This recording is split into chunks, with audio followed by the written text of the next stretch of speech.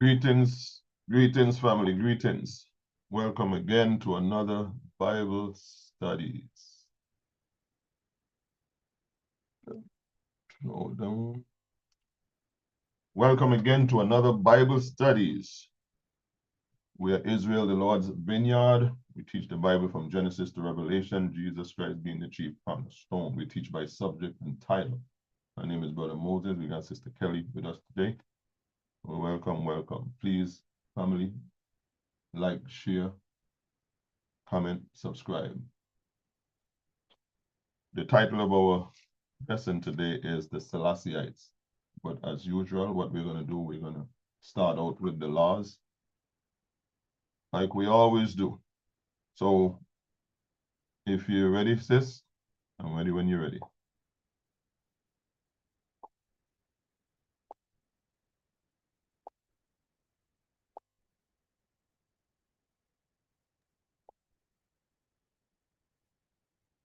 Reading from Exodus 20, verses 1 to 17. And God spake all these words, saying, I am the Lord thy God, which have brought thee out of the land of Egypt, out of the house of bondage. Thou shalt have no other gods before me. Thou shalt not make unto thee any graven image, or any likeness of anything that is in the heaven above, or that is in the earth beneath, or that is in the water under the earth.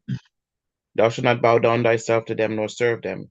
For I, the Lord thy God, am a jealous God, visiting the iniquity of the fathers upon the children, unto the third and fourth generations of them that hate me, and showing mercy unto thousands of them that love me and keep my commandments.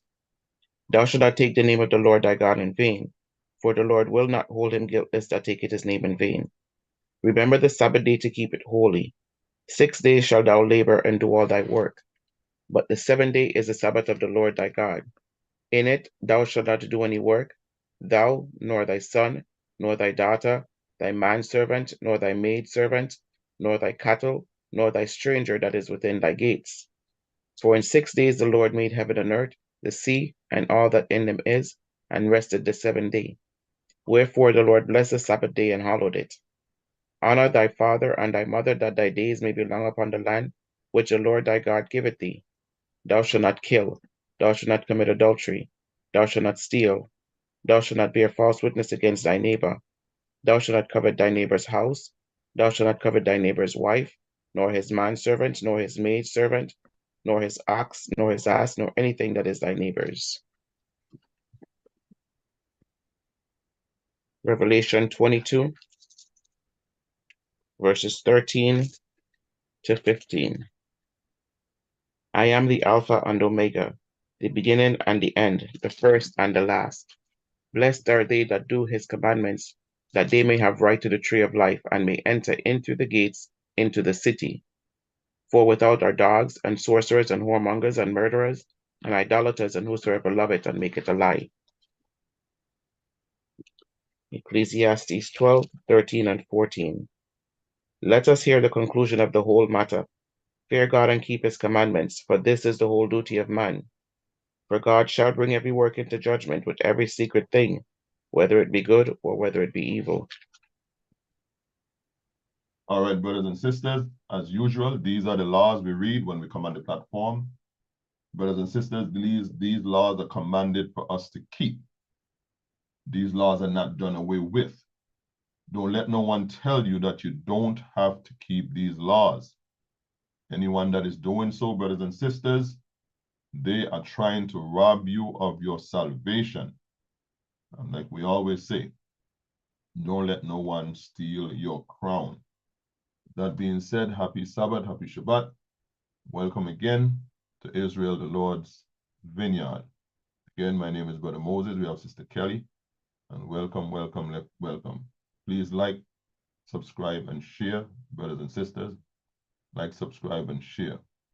The information, if you want to get in contact with us, is on the bottom of the screen, and this is the Zoom information here also. Well, as you know, we teach by subject and title, and the title of today's lesson is the Selassieites. Why this title?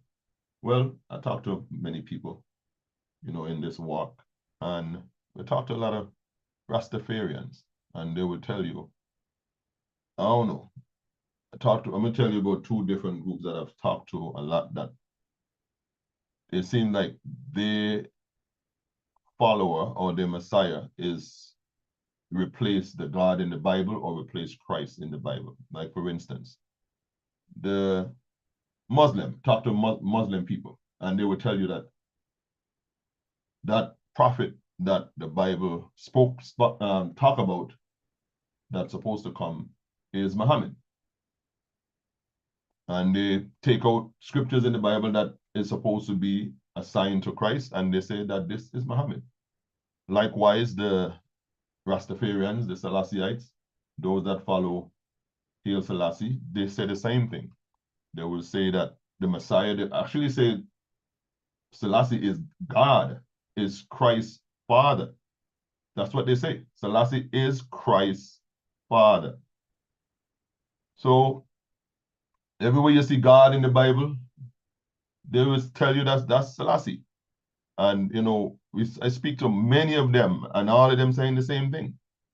They even saying that Jerusalem, the promised land, is in Ethiopia, and they claim to be Ethiopians. They say we are Ethiopians. We didn't come from Jerusalem. Jerusalem is not our land, and the real Jerusalem is in Ethiopia. Why they say that? They say Jerusalem is too small for us to be from there. Why is God going to have this small piece of land to carry all of us back there? Well, the one that came through the transatlantic and the sub-Sahara. Well, what we're going to do, we're going to read some scriptures today, and we're going to find out a little bit more about this doctrine.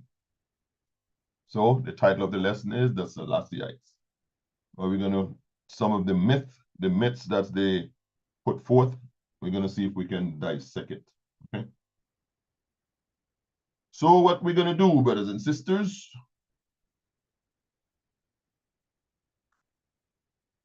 we're going to start with myth number 1.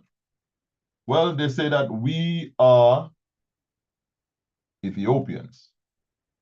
They say we are Ethiopians, but we're going to go to the scriptures and see if the African American, the people in the Caribbean that came over here in the transatlantic slave trade, if we are indeed Ethiopians. Why they say we're Ethiopians? Because Selassie is an Ethiopian. So let's start out in the book of Genesis. We're going to go to the book of Genesis. We're going to go back to the beginning. Brothers and sisters, what we're doing today, we're going to read the NLT because we want to get this thing in plain English. Plain English. So that's why we're going to read from the NLT. Y'all can still follow. If y'all don't have an NLT, follow in your King James. Just follow along. Every now and then, we're going to tell you what scripture we're on so you can follow along. That being said, we're going to start out in the book of Genesis chapter 10. We're going to read verse 1, 6 to 8, 10 to 20. The scriptures is on the screen, brothers and sisters. You can write them down or you can take screenshots, write them down, and you can go back to them in your leisure time. Sis, when you're ready, I am ready. Reading from Genesis chapter 10, starting at verse 1. This is the account of the families of Shem, Ham, and Japheth, the 3 sons of Noah. Many children were born to them after the great flood. The descendants of Ham were Cush, Mizraim, Put, and Canaan. The descendants of Cush were Seba, Havilah, Sapta, Ramah, and Saptika. The descendants of Ramah were Sheba and Dedan. Cush was also the ancestor of Nimrod, who was the first heroic warrior on earth. So, brothers and sisters, we're talking about Ham, one of Noah's son. And Ham, he had 4 sons, which was Cush, which actually is the father of the Ethiopians. So this is where we get the Ethiopians from Cush. Cush or Cushi or the Cushites is the father of the Ethiopians. Then we have Mizraim. Mizraim is the father of the Egyptians. Then we have Put. Put is the father of the Libyans. And Canaan.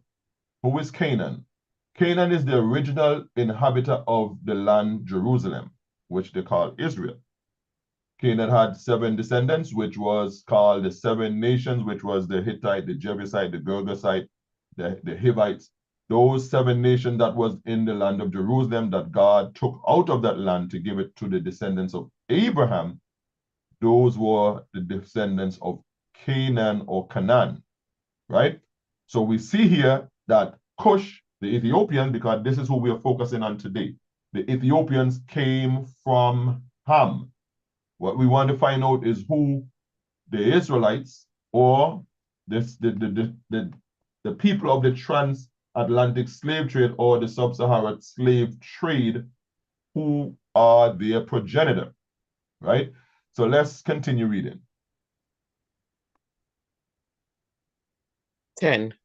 He built his kingdom in the land of Babylonia, with the cities of Babylon, Erech, Akkad, and Calneh. From there, he expanded his territory to Assyria, building the cities of Nineveh, Rehoboth, Calah, and Resen, the great city located between Nineveh and Calah. So Mizraim. Nineveh is, we know that's the land, the place that Jonah went to wake up the people. Because Jonah went down to Nineveh to warn the people of the wrath of God. So we see that Nimrod was one of the people who actually is given that thing to build that land, Nineveh. Right? Go ahead.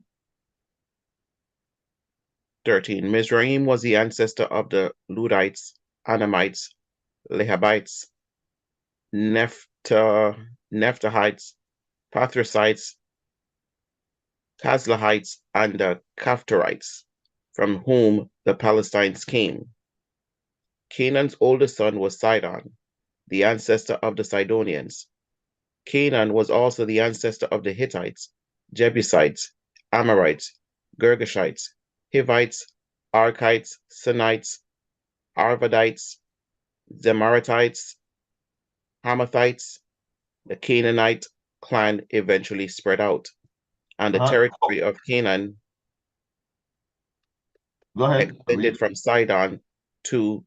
extended from Sidon in the north of Gera to Gaza in the south, and east as far as Sodom, Gomorrah, Admah, and Zeboim near Lasha.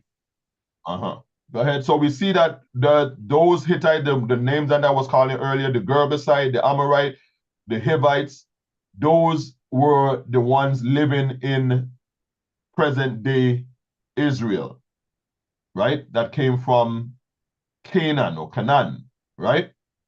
Go ahead. These were descendants of Ham, identified by clan, language, territory, and national identity. So now we are seeing where the sons of Noah, where they stretch, where the ancestors were, where they inhabited, right?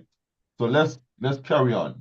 Now we're going to go to Genesis chapter 11. Remember, we are trying to distinguish the difference between our people, which is the the so-called African Americans, and the people in the Caribbean and from the Ethiopians. We're trying to distinguish the difference. So let's go and look at the descendants of Shem, right? We're going to go to Genesis chapter 11. Genesis chapter 11. We're going to read verse 10 to verse 13 and then 20 to 32. When you get it, I'm ready when you're ready. This is the account of Shem's family. 2 years after the great flood, when Shem was 100 years old, he became the father of Arphaxad. After the birth of Arphaxad, Shem lived another 500 years and had other sons and daughters. When Arphaxad was 35 years old, he became the father of Shelah. After the birth of Shelah, Arphaxad lived another 403 years and had other sons and daughters. 20. When Reu was 32 years old, he became the father of Serug. After the birth of Serug, Reu lived another 207 years and had other sons and daughters. So we're still talking about the sons of Shem, because we already talked about the descendants of Ham. Now we are talking about the descendants of Shem. So we are still on Shem's bloodline or their lineage, right? Go ahead. 22. When Serug was 30 years old, he became the father of Nahor. After the birth of Nahor, Serug lived another 200 years and had other sons and daughters. When Nahor was 29 years old, he became the father of Terah. After the birth of Terah, Nahor lived another 119 years and had other sons and daughters. After Terah was 70 years old, he became the father of Abram, Nahor, and Haran. But now we're getting somewhere, brothers and sisters. So after Terah, this is verse 26, after Terah was 70 years old, he became the father of Abram. This is the one who became Abraham, Nahor his brother, and Haran his brother, right? So we see that now Abraham came from Shem and not Ham. So Abraham could not be an Ethiopian because he did not come from Cush. He came from Shem, right? Go ahead. 27. This is the account of Terah's family. Terah was the father of Abram, Nahor, and Haran was the father of Lot. But Haran died in Ur of the Chaldeans, the land of his birth, while his father Terah was still living. So Nahor, Haran, those two were the brothers of Abraham. Haran died. So his son Lot, Abraham took him and raised him as his own. So Lot were the same gentleman that was down in the land of Sodom and Gomorrah. That's Lot's nephew, right? That's Abraham's nephew. Sorry. Abraham raised him as his own son because his brother Haran had passed away, right? Go ahead. 29. Meanwhile, Abram and Nahor both married. The name of Abram's wife was Sarai, and the name of Nahor's wife was Milcah. Milcah and her sister Iscah were daughters, and Nahor's brother Haran. But So Sarai, now, Sarai is the one who became Sarah. Remember, God changed the name. So God changed Abraham's name from Abram to Abraham, meaning father of many. And he changed Sarai's name from Sarai to Sarah, right? Go ahead. but Sarai was unable to become pregnant and had no children. One day Terah took his son Abram, his daughter-in-law Sarai, his son Abram's wife, and his grandson Lot, his son Haran's child, and moved away from Ur to the Chaldeans. He was headed to the land of Canaan, but they stopped at Haran and settled there. Terah lived for 205 years and died while still in Haran. So now we see that Abram and his family left Ur of the Chaldees or the Chaldees because God told Abraham that to take his family and leave. And I'm going to guide you to a place where I'm going to give you this great land, right? So we see, brothers and sisters, from what we just read, that Abraham or our people descendants, we are Shemitic people or Semitic people.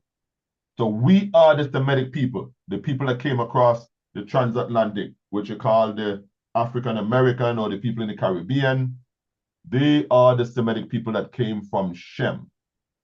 The Ethiopians, they came from Ham. Now remember, Ham was the father of Cush. So right there, we see that they are not the same people, brothers and sisters. Another myth, they say Solomon slept with Queen of Sheba. Did he, according to the text? Let's see. They said Solomon slept with the Queen of Sheba when the Queen of Sheba went to visit Solomon, and that's where the king or Haile Selassie descended from. He is the descendant of King Solomon. But according to our text, the Bible, it does not say that, brothers and sisters. So let us read in the book of 1 Kings chapter 10. We're going to read verse 1 to verse 13.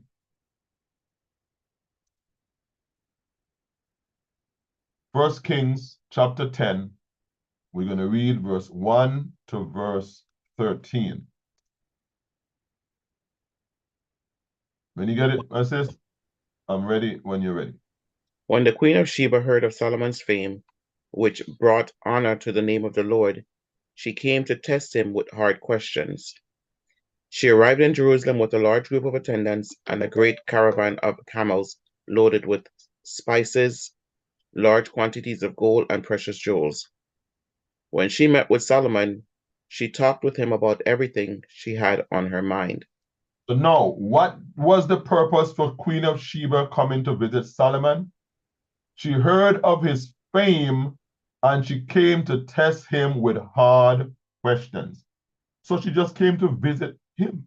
She didn't come there for extracurricular activity. You know, we can really say. So this is the purpose of she coming, because a lot of people came to visit Solomon, but we are just focusing on Queen of Sheba, right? So let's carry on. Go ahead. 3. Solomon had answers for all her questions. Nothing was too hard for the king to explain to her. When the queen of Sheba realized how very wise Solomon was, and when she saw the palace he had built, she was overwhelmed.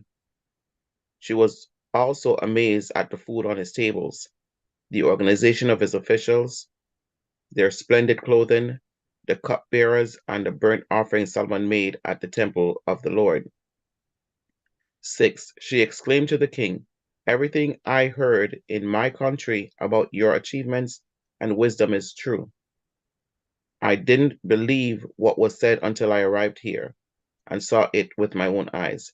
In fact, I had not heard the half of it. Your wisdom and prosperity are far beyond what I was told. Mm-hmm. How happy your people must be. What a privilege for your officials to stand here day after day, listening to your wisdom." And that's what she came for. She came to hear of his wisdom because she heard about the fame of this man, right? Remember, Solomon was the wisest man that ever lived, right? Go ahead. 9. Praise the Lord your God, who delights in you and has placed you on the throne of Israel. Because of the Lord's eternal love for Israel, he has made you king so you can rule with justice and righteousness. Mm-hmm. 10. Then she gave the king a gift of 9,000 pounds of gold, great quantities of spices and precious jewels. Never again were so many spices brought in as those the queen of Sheba gave to King Solomon. Mm-hmm. In addition to Hiram's ships brought gold from Ophir, and they also brought rich cargoes of red sandalwood and precious jewels.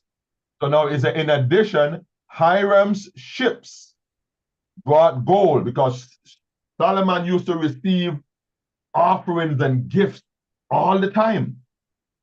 So, right? So Hiram's, he had ships, and his ships used to bring gold and Ophir and rich cargoes and sandalwood and precious jewelry, right? This is not Queen of Sheba. This is somebody else. Go ahead.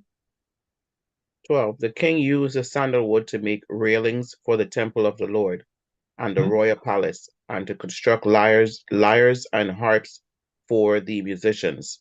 Mm-hmm. Never before or since has there been such a supply of sandalwood. So King now, Solomon, I think that's it. 13. Oh, hold on. Carry on. So these wood, sandalwood, Solomon used them to make instruments for the musicians, right? So let's move on. Let's go to Second Chronicles well, 9. after read 13. Okay, go ahead. I'm sorry. King Solomon gave the queen of Sheba whatever she asked for, besides all the customary gifts he had so generously given. Then she and her attendants returned to their own land. So now King Solomon gave the Queen of Sheba whatever she asked for, besides all customary gifts she had so generously given. So he gave her things that she didn't have in her country, right? Because King Solomon was wealthy. He had things that she never seen. Remember, he was using these sandalwood to make instruments and all, right? So the things that God blessed him with, he also gave her some to take back to her country. And then she and all her attendants returned to their own land. It says nothing here about Solomon and Queen Sheba shacking up. Nothing about that, brothers and sisters. Let's go to 2 Chronicles 9, and we're going to read 1 to 12.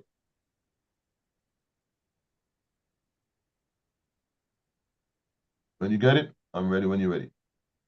When the queen of Sheba heard of Solomon's fame, she came to Jerusalem to test him with hard questions. She arrived with a large group of attendants and a great caravan of camels loaded with spices, large quantities of gold, and precious jewels.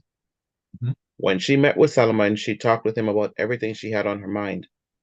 Solomon had answers for all her questions. Nothing was too hard for him to explain to her.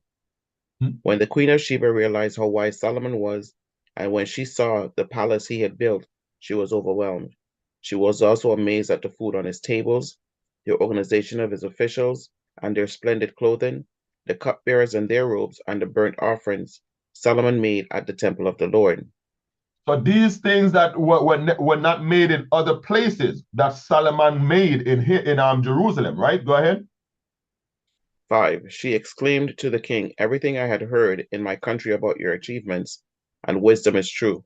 I didn't Mm-hmm. believe what was said until I arrived here and saw it with my own eyes. In Mm-hmm. fact, I had not heard the half of your great wisdom. It is far beyond what I was told. Mm-hmm. How happy your people must be. What a privilege for your officials to stand here day after day listening to your wisdom. Ahead. Praise the Lord your God, who delights in you and has placed you on the throne as king to rule for him. Because God loves Israel and desires this kingdom to last forever, he has made you king over them so you can rule with justice and righteousness. Mm-hmm. 9. Then she gave the king a gift of 9,000 pounds of gold, great quantities of spices, and precious jewels. Never before had there been spices as fine as those the queen of Sheba gave to King Solomon. Mm-hmm. In addition, the crews of Hiram and Solomon brought gold from Ophir, and they also brought red sandalwood and precious jewels. Mm-hmm. The king used the sandalwood to make steps for the temple of the Lord and the royal palace, and to construct lyres and harps for the musicians. Mm-hmm. Never before had such things been seen in Judah. So hold on. Never before has such things been seen in Judah. So things that the queen of Sheba didn't have in her country, Solomon even gave her things to carry back to her country. She brought gifts and gave to him, and he gave her gifts. Not shocking up. Go ahead. King Solomon gave the queen of Sheba whatever she asked for, gifts of greater value than the gifts she had given him. Then Uh-huh. she and all her attendants returned to their own land. Uh-huh. So now we read two accounts from two different books, and we see nothing here of the Queen of Sheba and Solomon shocking up. We read two different accounts, brothers and sisters. We see nothing here of the both of them shocking up. Right? You read this? Paul speaks of the church at Corinth being enriched in everything unto all liberality.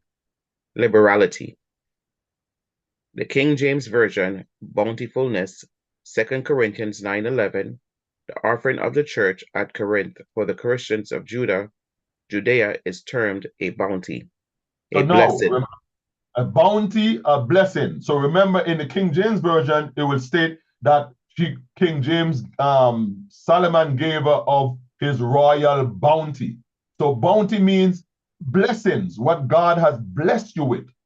So now we're seeing here an example of the bounty, right? That King James said that Solomon gave the Queen of Sheba, right? So the offering of the church at Corinth and the Christian of Judea is the termed a bounty, right? Go ahead.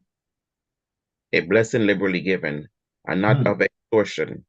The Hmm. King James Version of covetousness, 2 Corinthians 9:5 and 6.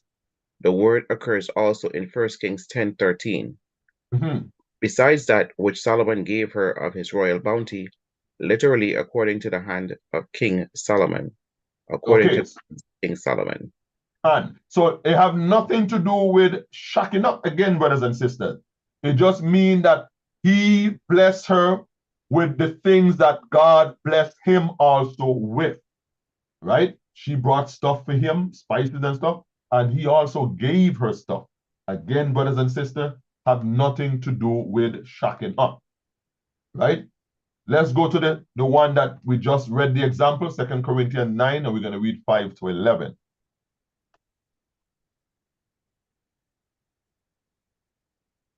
Second Corinthians 9, 5 to 11. It's an example of the bounty or royal bounty. Go ahead. So I thought I should send these brothers ahead of me to make sure the gift you promised is ready. But I want it to be a willing gift, not one given grudgingly.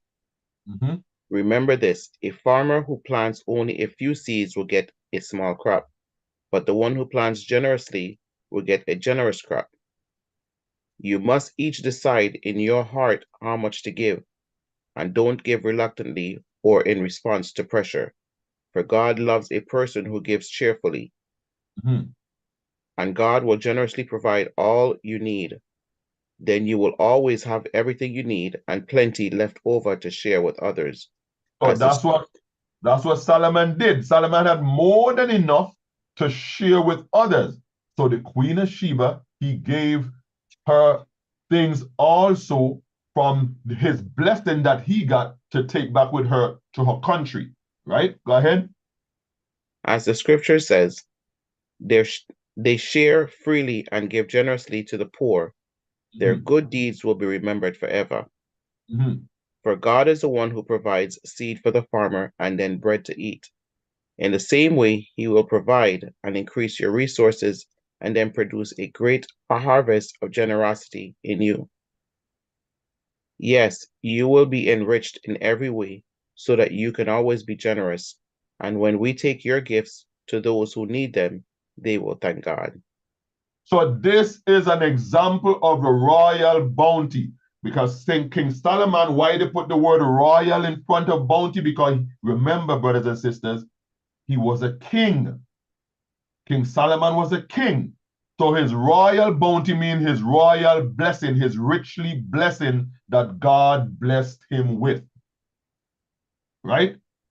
Again, they have nothing to do with shacking up, brothers and sisters. Another myth.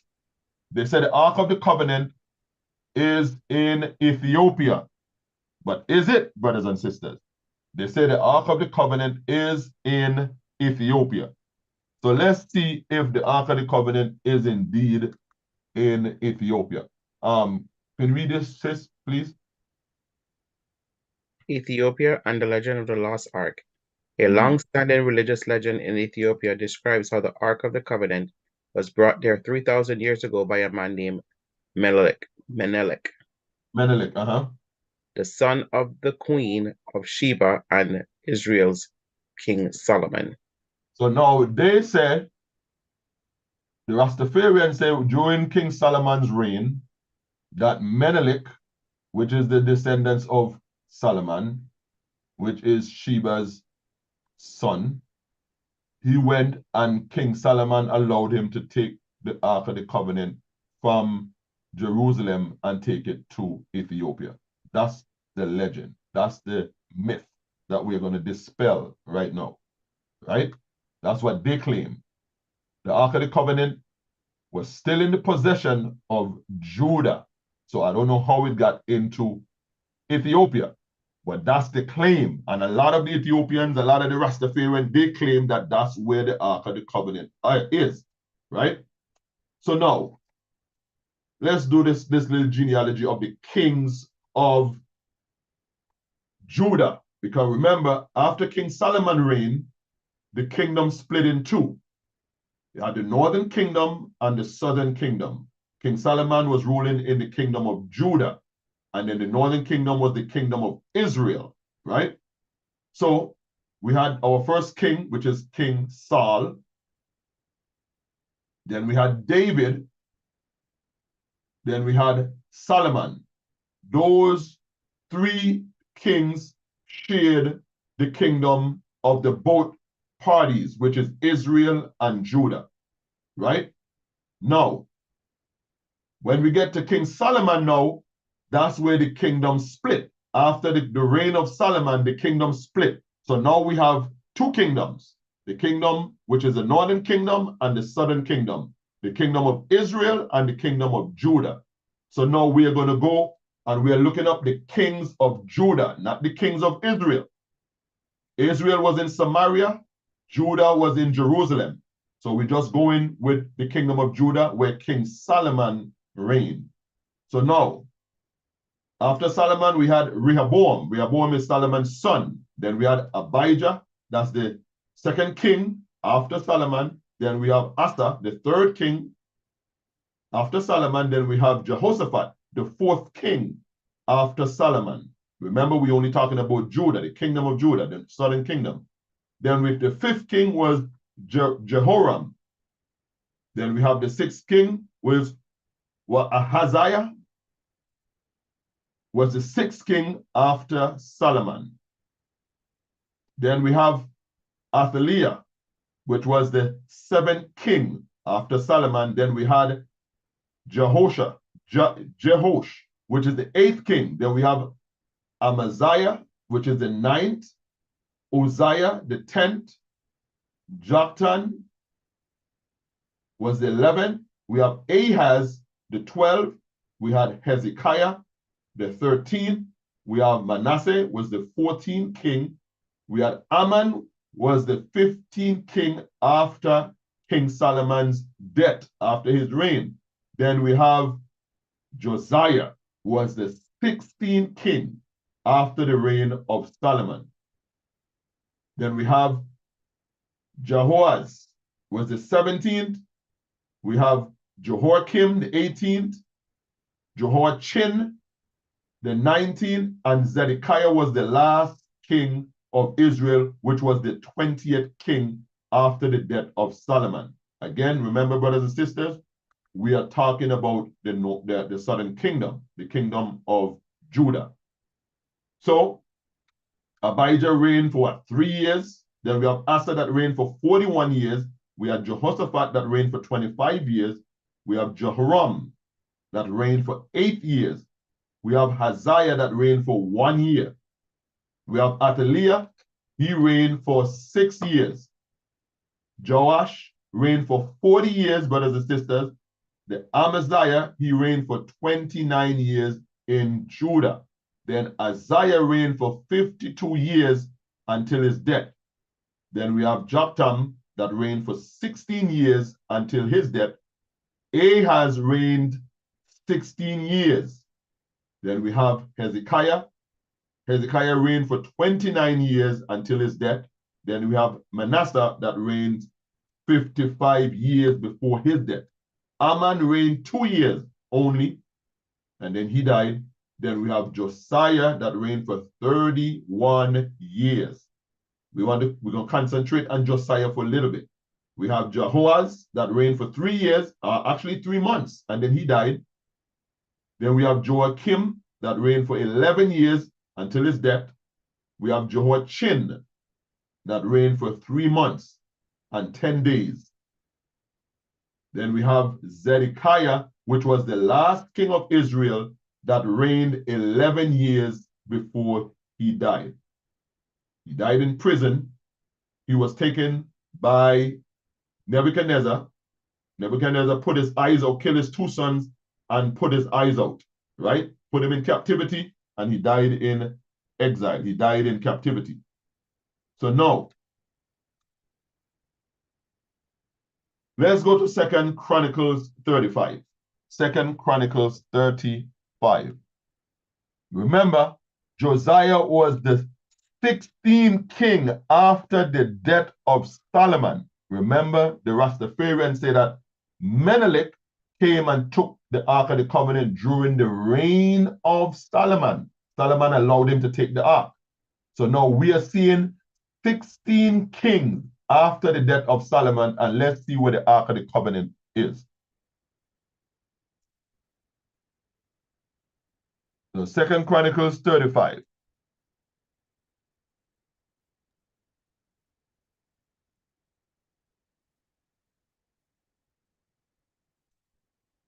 2 Chronicles 35, and we're going to read verse 1 to verse 6. When you get it, my sis, I'm ready when you're ready. Then Josiah announced that the Passover of the Lord would be celebrated in Jerusalem. And so the Passover lamb was slaughtered on the 14th day of the first month. Josiah was also assigned the priests to their duties and encouraged them in their work at the temple of the Lord. He issued this order to the Levites, who were to teach all Israel who had been set apart to serve the Lord. Put the holy ark in the temple that was built by Solomon, son of David, the king of Israel. You no longer need to carry it back and forth on your shoulders. Now spend your time serving the Lord your God and his people Israel. So now, Report. this is during the reign of Josiah. Josiah is the 16th king of Israel after the death of Solomon. Brothers and sisters, the ark is still in Jerusalem. So how is it possible that the ark going to be in Ethiopia during the reign of Solomon, and Solomon died years ago? Years ago. You see how long these kings reign? 16 years, 30 years, 40 years, 41 years. This is years and years and years after the death of Solomon, and the Ark of the Covenant is still in Jerusalem. Now, again, Josiah is the 16th king in Judah, Jerusalem, and the Ark of the Covenant is still in their possession. So how in the world could it be in Ethiopia and in Jerusalem at the same time?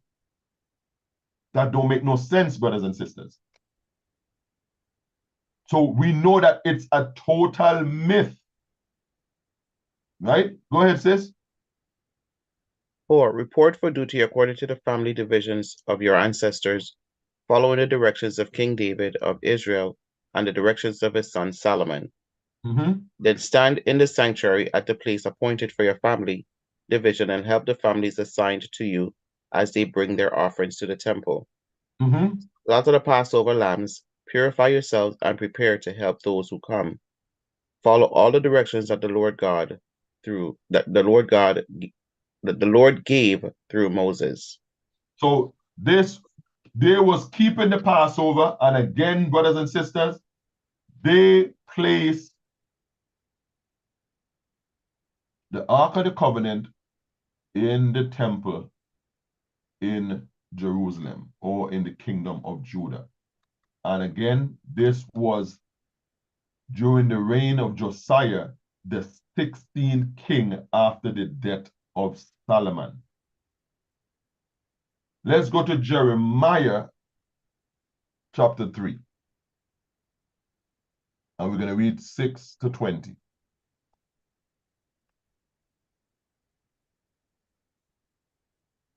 And let's see at the time of Jeremiah what happened.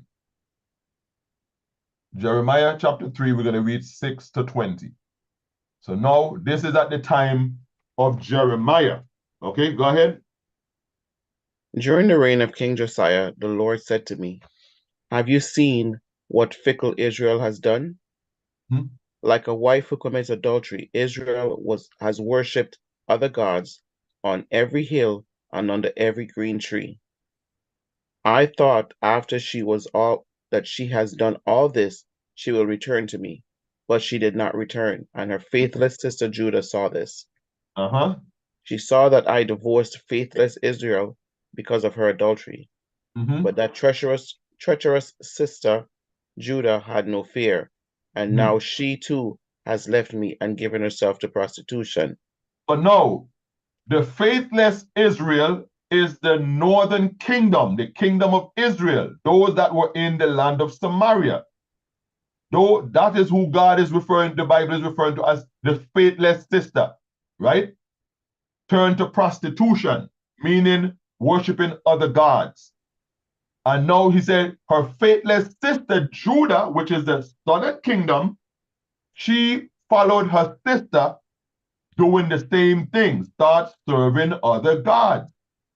So he said, I though after she has done all this, I thought after this that she have done all this, she will return to me. But she did not return. And her faithless sister Judah saw this. Because when God took out the kingdom of Israel out of Samaria, the Assyrians took them away in captivity. You know why? For prostitution, serving other gods. So now Judah saw that I divorced faithless Israel because of her adultery, worshiping other gods. But that her treacherous sister Judah, which is the southern kingdom, had no fear. And now she too has left me and given herself to prostitution. That means Judah also turned serving other gods. So that's what the both kingdom was doing. And that's why eventually in 70 AD, God said, you know what? I am done. I am done. I am done. Y'all coming out of my place. And in 70 AD, he sent the Romans down in Jerusalem to tear it down to the ground. Take Israel out. The remnant, take them out. Right? Go ahead, sis. 9. Israel treated it also lightly. She thought nothing of committing adultery by worshiping idols made of wood and stone. So now the land has been polluted. But despite all this, her faithless sister Judah has never sincerely returned to me. She has only pretended to be sorry. I, the Lord, have spoken.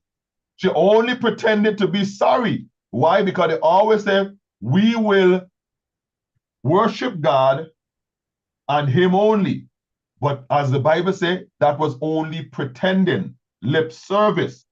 Were they? No, they were still serving pagan gods. Right? Go ahead. Then the Lord said to me, even faithless Israel is less guilty than treacherous Judah. Therefore, go and give this message to Israel. This is what the Lord says.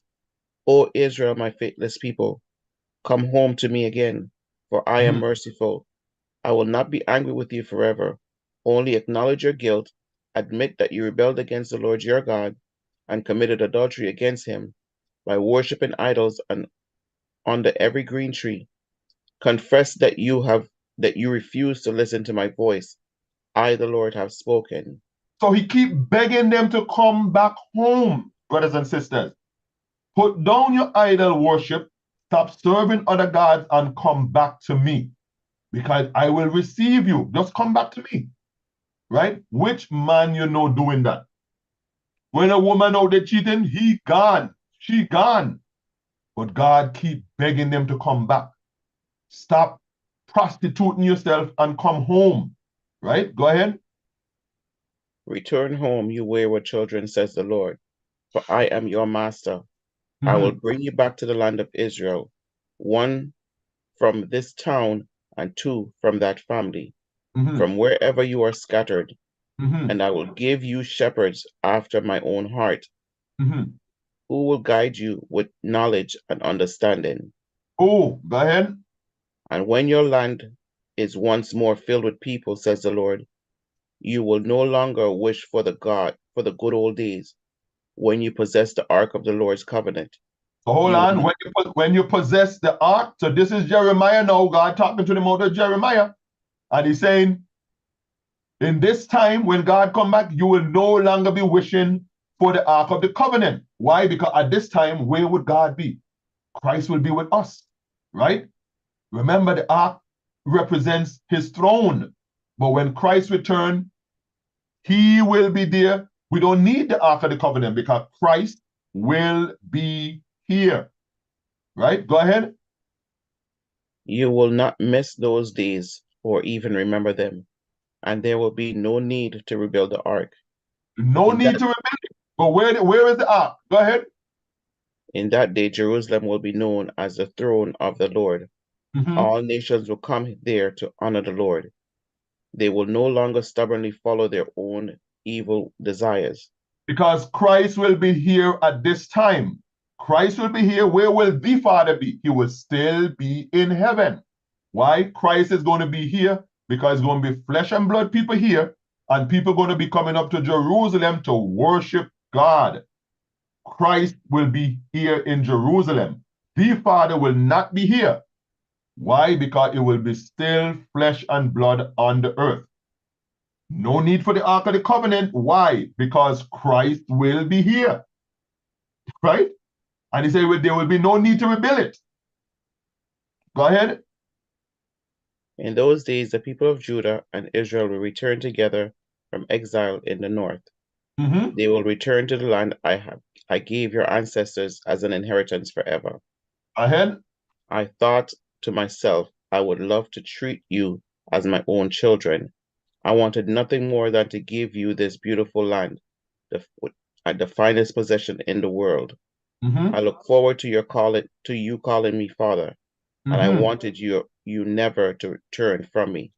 Wow. He said, I am looking forward to you calling me Father, and I wanted you never to turn from me. Go ahead. But you have been unfaithful to me, you people of Israel. You have been like faithless wife who leaves her husband. I, the Lord, have spoken.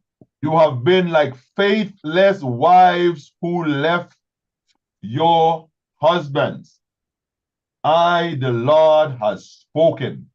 Right? Let's go to Second Maccabees. We have some people that subscribe to the Second Maccabees. We have some that don't. So let's go to Second Maccabees to those who subscribe. Let's see about this ark. Go ahead.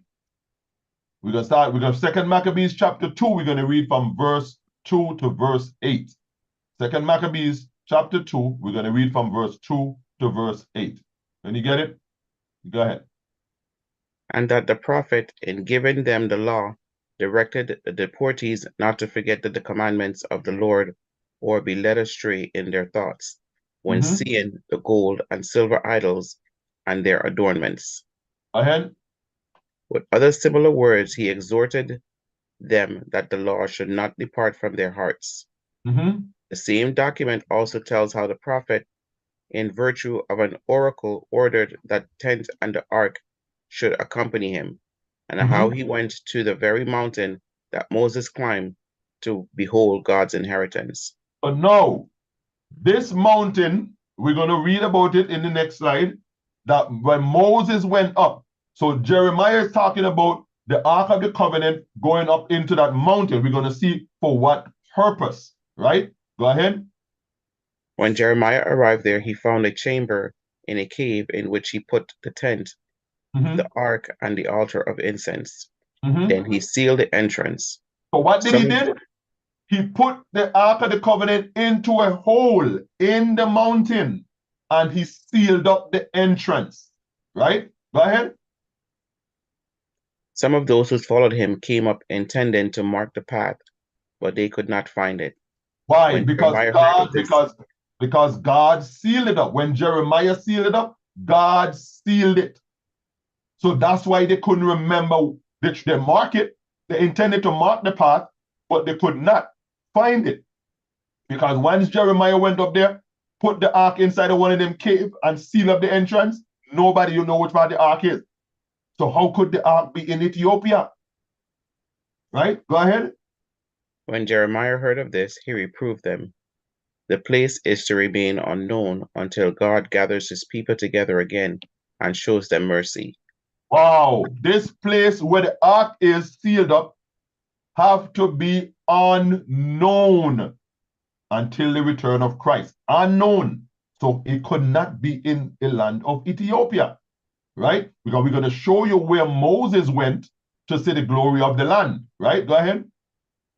Then the Lord will disclose these things, and the glory of the Lord and the cloud will be seen, just as they appeared in the time of Moses and of Solomon when he prayed that the place might be greatly sanctified. Now, we read here that Jeremiah hid the ark on the mountain where Moses went to see the land, right? He hid it in a cave and he sealed up the entrance. Nobody know where it's at. Nobody. So how is it that the Ark of the Covenant is in Ethiopia? It can't be, brothers and sisters. That is madness. So let us go to the book of Numbers and see what mountain Moses went on to see the glory of the land. Numbers 27. Numbers 27, we're going to read from verse 6 to verse 23. Numbers 27, we're going to read from verse 6 to verse 23.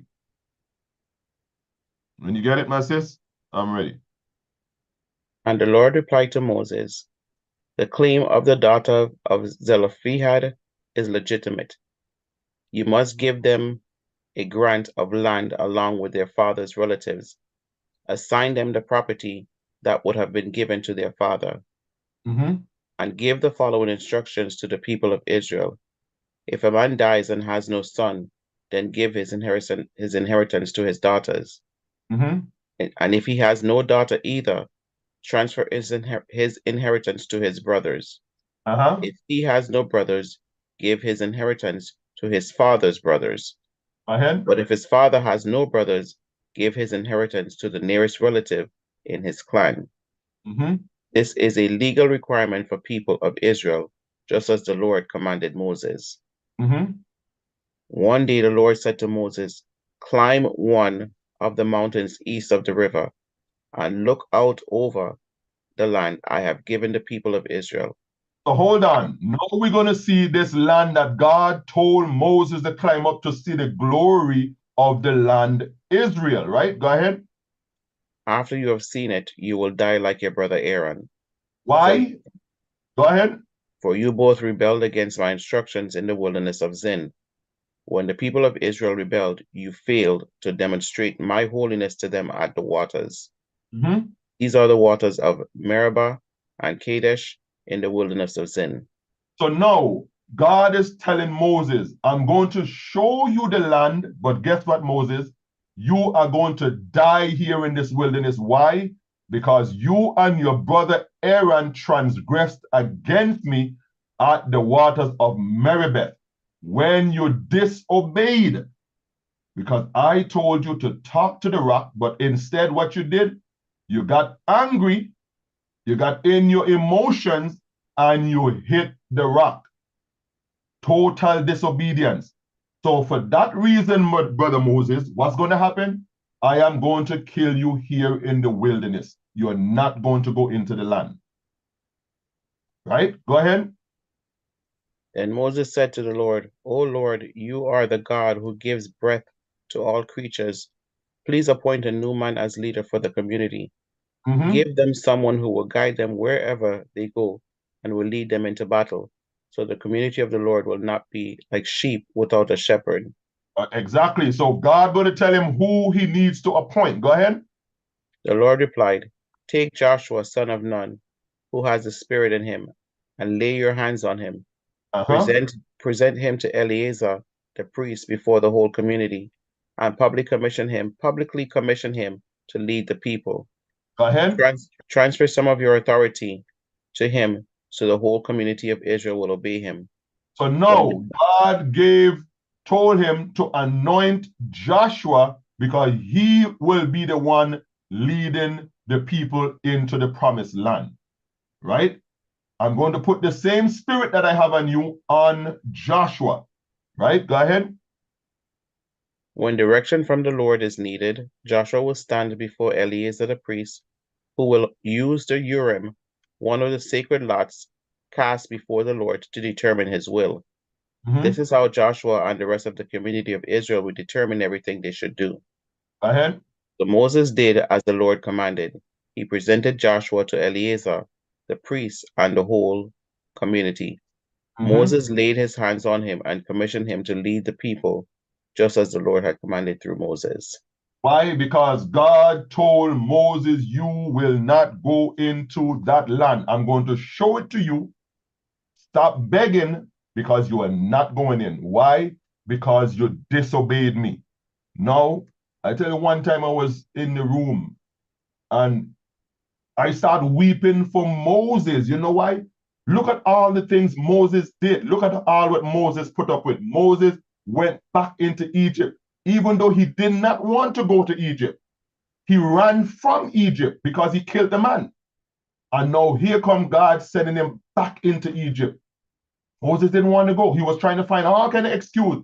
You know I can't talk. I'm not eloquent in speech. He said, don't worry. I got your mouthpiece.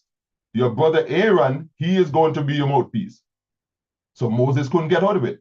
He went back there.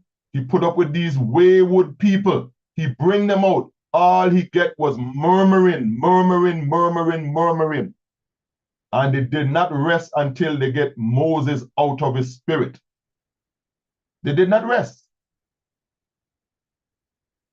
They was worshiping idol God. They got Moses upset. Moses broke the commandment that he just got from the Lord. And he went, he called them out of the name. He called them, you rebels. Must I give you water to drink also? And for that reason, he went and smote the rock. But remember, God had told him the next time you go to the rock, don't hit it. Speak to the rock and you will get water. But because Moses was emotional, he got upset. That's why the Bible tells you, be angry, but sin not. Be angry, but sin not. Moses got upset, hit the rock, and for that reason, because of the children of Israel, he did that.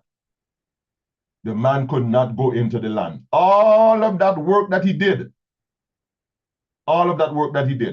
putting up with wayward Israel, treacherous Israel, and look what happened to him. He did not see the promised land. That is crazy. Let's go to Deuteronomy 32. Deuteronomy 32, we're going to read 48 to 52. Deuteronomy 32, we're going to read 48 to 52. When you get it, my sis, I'm ready when you're ready.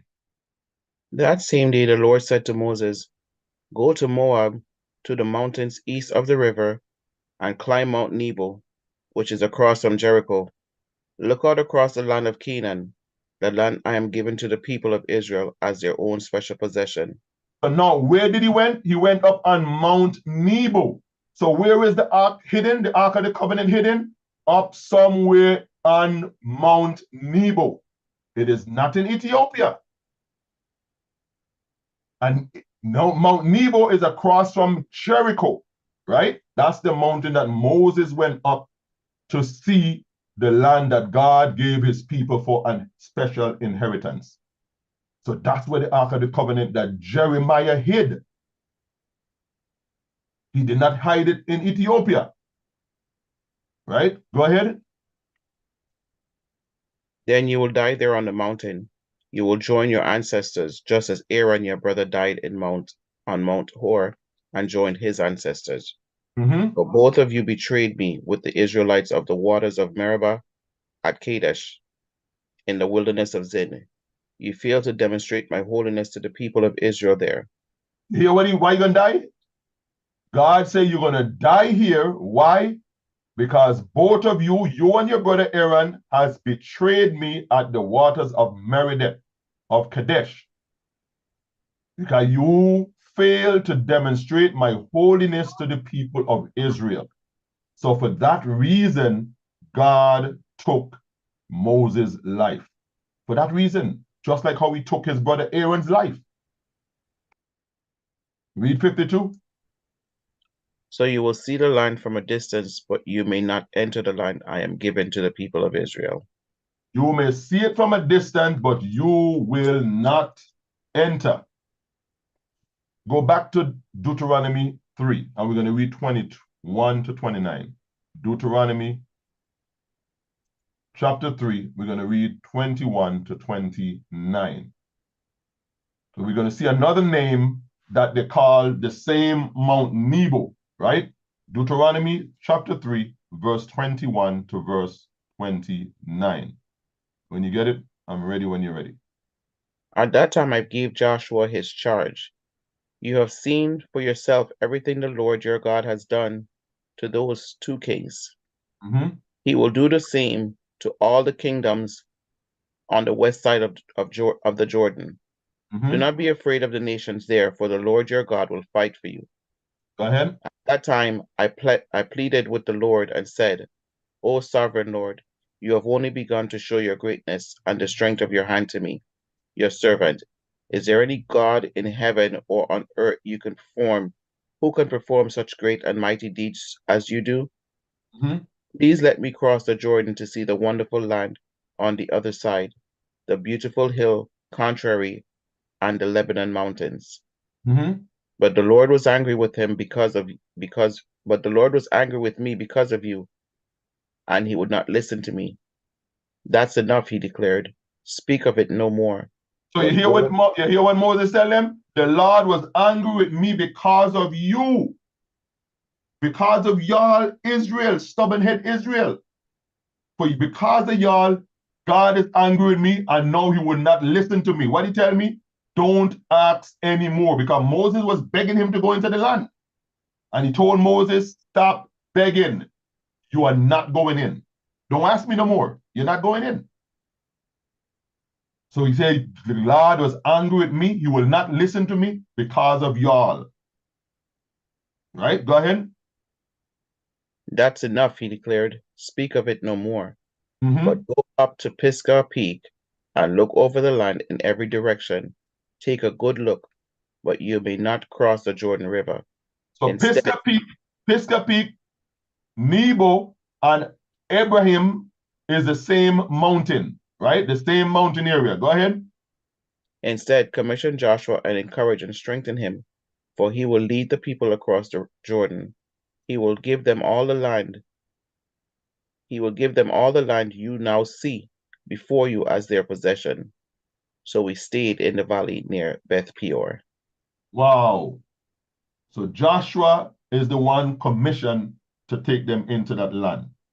So the Ark of the Covenant was hid up in that mountain by Jeremiah.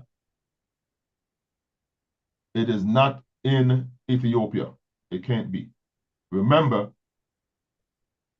Josiah was the 16th king of Judah. Solomon have been dead many years prior to Josiah being king. Many years. And when Josiah was reigning, the Ark of the Covenant was still in Jerusalem. It was still in Jerusalem. But according to them, Menelik, in the reign of Solomon, took the ark to Ethiopia. That is a great lie. That's a lie from the pit of hell. Let's see another myth. They say modern day Jerusalem can't be the ancient one. It can't hold all of Israel. Brothers and sisters, if that is not so, that means the whole Bible is a lie. You know why? Because these prophecy that is in the Bible have to come to pass. They have to come to pass. The Bible speaks of these people being in the land, those so-called Jews. So they can't go to some land that is not the land, because the Bible's prophecy is they will be in their land. They have to be in the land because they have to fulfill the prophecy in the Bible. So they think that it's just Jerusalem, but it's plethora of land that was given to the children of Israel. It's not only in Jerusalem. And what we are going to do, we are going to see some of those lands, right? From the borders of Egypt to the great river Euphrates. Let's go to the book of Genesis. So show you is not only Jerusalem is the land. No, all these lands them that Moses and them was taken down while journeying, all of those lands belongs to the children of Israel. Every land that they took captive of. Every land that they took down. Genesis 15, we're going to read 1 and then we're going to read 9 to 21. Genesis 15. We're going to read 1 and then we're going to jump down to verse 9. When you get it, my sis, I'm ready when you're ready. Sometime later, the Lord spoke to Abram in a vision and said to him, Do not be afraid, Abraham, for I will protect you, and your reward will be great. Jump down to verse 9. The Lord told him, bring me a 3-year-old heifer, a 3-year-old female goat, a 3-year-old ram, a turtle dove, and a young pigeon. So Abram presented all these to him and killed them. Then he cut each animal down the middle and laid the halves side by side. He did not, however, cut the birds in half. Wow, good thing he didn't cut my bird them. Woo! Go ahead. Some Good thing vultures swooped, he didn't cut up my bird them. What? Go ahead. some vultures swooped down to eat the carcasses, but Abram chased them away. Mhm. As the sun was going down, Abram fell into a deep sleep, and a terrifying darkness came down over him. Then the Lord said to Abram, you can be sure that your descendants will be strangers in a foreign land, where they will be oppressed as slaves for 400 years. This is another thing too. We read in the Bible that God gave Abraham the vision saying that your descendants will be foreigners or strangers in a land and they will be oppressed for 400 years. A lot of these other people is saying that that is talking about America. That is not talking about America. That has nothing to do with America. This was talking about Egypt. We was in Egypt for 400 years in slavery. We was there for 430 years. But the first 30 years of us being there, we were not enslaved. We were there as guests to Pharaoh. We went in as guests. But after Pharaoh died, then a new king rose that they didn't know the children of Israel. And what they did, they enslaved them because they saw that they was growing more in numbers and they got scared. They said, man, these people are more in numbers than us. We have to do something about these people. Unless they rise up with our enemies to fight against us. So what they came up with? They came up with slavery. So the first 30 years of Israel being in Egypt, they were not there as slaves. They was there as guests to Pharaoh. The last 400 years, it was slavery. Right? So the 400 years is not talking about America. It is talking about Egypt. Then the Lord said to Abraham, you can be sure that your descendants will be strangers in a foreign land where they will be oppressed as slaves for 400 years. Go ahead. 14. But I will punish the nation that enslaves them, and in the end they will come away with great wealth. As for you, you will die in peace and be buried at a ripe old age. After 4 generations, your descendants will return here to this land, for the sins of the Amorites do not yet warrant their destruction. So you say after 4 generations, that's the 400 years. How come we haven't returned yet? For the 400 years of us being in America, since we came to the land of Virginia in slavery, the first slave ship landed here, the 400 years is gone. How come we not returned to the land yet? That's because it's not talking about America. It was talking about Egypt. After the 4th generation, we came out of Egypt. Right? Go ahead. After the sun went down and darkness fell, Abram saw a smoking firepot and a flaming torch pass between the halves of the carcasses. So the Lord made a covenant with Abram and that day and said, I have given this land to your descendants all the way from the border of Egypt to the great Euphrates River. The land now occupied by the Kenites, Kenizzites, Cadmonites, Hittites, Perizzites, Raphites, Amorites, Canaanites, Girgashites, and Jebusites. So all the way from the borders of Egypt to the great river Euphrates. All of that is our land. All of that is not just in Jerusalem. So the great river Euphrates, from the Red Sea to the Mediterranean Sea, and from the eastern wilderness to the Euphrates River. Let's go to Exodus 23. Exodus 23. Exodus 23, and we're going to read 23 to 33. Exodus 23, we're going to read 23 to 33. When you get it, my sis, I'm ready when you're ready. For my angel will go before you and bring you into the land of the Amorites, Hittites, Perizzites, Canaanites, Hivites, and Jebusites, so you may live there, and I will destroy them completely. You must not worship the gods of these nations or serve them in any way or imitate their evil practices. Instead, you must utterly destroy them and smash their sacred pillars. You must serve only the Lord your God. If you do, I will bless you with food and water, and I will protect you from illness. There will be no miscarriages or infertility in your land, and I will give you long, full lives. But as an addendum, how would he do this? And by what thing he will do this? If they do what I tell them. If you follow my orders, keep my commandments, do what I tell you, then this is the blessing that you will receive. If you disobey, serve other God, prostitute yourself, then you will be cursed. It's the upscale of it, right? Go ahead. I will send my terror ahead of you and create panic among all the people whose lands you invade. I will make all your enemies turn and run. I will send terror ahead of you to drive out the Hivites, Canaanites, and Hittites, but I will not drive them out in a single year, because the land would become desolate and the wild animals will multiply and threaten you. I will not drive them out in a single year, because the land will become desolate and the wild animals will multiply and threaten you. Go ahead.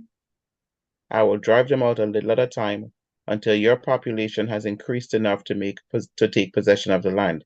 And I will fix your boundaries from the Red Sea to the Mediterranean Sea, and from the eastern wilderness to the Euphrates River. I will hand over to you the people now living in the land, and you will drive them out ahead of you. So now, what is God conveying here? He is telling them, right? I will drive them out a little at a time until your population has increased enough. At this time, was Israel a nation when Abraham was getting this vision? No, they were not a nation. When they become a nation, they became a nation while they sojourned in Egypt. So in Egypt, Israel became a nation.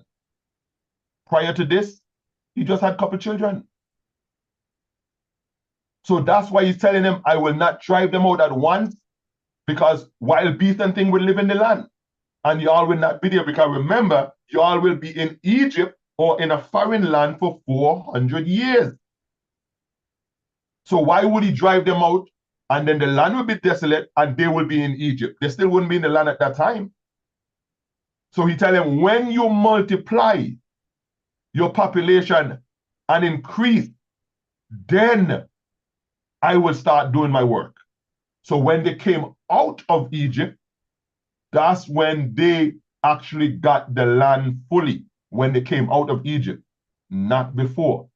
Before they went to Egypt, Abraham was living on the outskirts of the land. He was sharing it with those nations that were still there. Right? Go ahead. Make no treaties with them or their gods. They must not live in your land, or they will cause you to sin against me. If you serve their gods, you will be caught in the trap of idolatry. If you serve their God, you will be caught in the trap of idolatry. So let's go see some of the lands that he gave to our ancestors. Let's go to the book of Numbers. Numbers 32, we're going to read 1 to 11. Numbers 32, we're going to read 1 to 11. So people, they think that, oh, Jerusalem is so small, all of us can't fit in there. Man, is more land than just Jerusalem alone. Even the plain of Mamre, the plain of where Sodom and Gomorrah was, all that is still our land too. All that land belongs to Israel also. Numbers 32, 1 to 11. When you ready, I'm ready. The tribes of Reuben and Gad owned vast numbers of livestock. So when they saw that the lands of Jazer and Gilead were ideally suited for their flocks and herds, they came to Moses Eleazar the priest, and the other leaders of the community. They said, notice the towns of Ataroth, Dibon, Jazer, Nimrah, Heshbon, Eliela, Sibma, Nebo, and Beon. The Lord has conquered this whole area for the community of Israel, and it's ideally suited for all our livestock. So you If hear we what they say? This land is not Jerusalem in Jerusalem. This is another land that God had conquered. And he said, they say, well, we have a lot of livestock, we have a lot of herds. So they went to Moses and tried to ask Moses, hey, because we have so many livestock, can you give us this land? So Reuben and Gad were asking Moses for that plot of land. What did Moses say? Go ahead. If we have found favor with you, please let us have this land as our property instead of giving us land across the Jordan River. Uh-huh. Do you intend to stay here while your brothers go across and do all the fighting? Moses asked the men of Gad and Reuben, why do you want to discourage the rest of the people of Israel from going across to the land the Lord has given them? So now, remember, this is on the other side of the Jordan, right? So people thinking it's just Jerusalem. No, this is on the other side of Jerusalem. Moses is saying, why do you want to stay on this side of Jordan? Don't you want to go over on the other side of Jordan where God, the land that God gave us? You know what I mean? But go ahead. Your ancestor did the same thing when I sent them from Kadesh Barnea to explore the land. After they went up to the valley of Eshcol and explored the land, they discouraged the people of Israel from entering the land the Lord has given them. So that And the means Lord, they were looking at other properties, not only the land that God gave them, right? Go ahead. Then the Lord was very angry with them, and he vowed, of all those I rescued from Egypt, no one who is 20 years old or older will ever see the land I swore to give to Abraham, Isaac, and Jacob, for they have not obeyed me wholeheartedly. Go ahead. That's 2:11. So, skip down to 15. Skip down to 15. If you turn away from him like this and he abandons them again in the wilderness, you will be responsible for destroying this entire nation. So he's telling Reuben and Gad, if you don't help Israel when it's time for battle, then God will abandon them and it will be your responsibility. It will be on your head, right? But go ahead, you're going to see what they say. But they approached Moses and said, we simply want to build pens for our livestock and fortify towns for our wives and children. Then we will arm ourselves and lead our fellow Israelites into battle until we have brought them safely to their land. So here's it. So if you give us these land, all we're gonna do, we're gonna just set up pens, set up our homes, put our wives and children, and then we will still come with you, Moses, because we're gonna be with our brothers fighting until they get into the land, right? That God gave them. But remember, they was on the other side of Jordan, right? So remember, they got lands over there too. Go ahead. Meanwhile, our families will stay in the fortified towns we built here, so they will be safe from any attacks by the local people. We will not return to our homes until all the people of Israel have received their portions of land. But we do not claim any of the land on the other side of the Jordan. We would rather live here on the east side and accept this as our grant of land. Hear that? We're not going to claim the one over where God gave the children of Israel. We rather stay over on this side and we're going to claim this one. So we're not going to still take this one and still come over there and try to get part of your land, right? We're going to stay on this side of the Jordan and we're going to keep this for our inheritance, right? Go ahead. Then Moses said, if you keep your word and arm yourselves for the Lord's battle, and if your troops cross the Jordan and keep fighting until the Lord has driven out his enemies, then you may return when the Lord has conquered all the land. You will have fulfilled your duty to the Lord and to the rest of the people of Israel. And the land on the east of the Jordan will be your property from the Lord. You hear that? The land of the east of the Jordan will be your property. This is talking to Simeon and God from the Lord. So it's not only Jerusalem. We have plenty other lands, right? And we're going to see this in the lesson. Go ahead. But if you fail to keep your word, then you will have sinned against the Lord, and you may be sure that your sin will find you out. Go ahead and build towns for your families and pens for your flocks, but do everything you have promised. But Moses tell them, go ahead and build pens, build homes for your family, build pens for your flock. But remember what you said. You're going to still continue to help the children of Israel fight until they get into the land that God promised them. Right? Let's go to Numbers. We're going to read from 28 now, 28 to 42. Keep reading.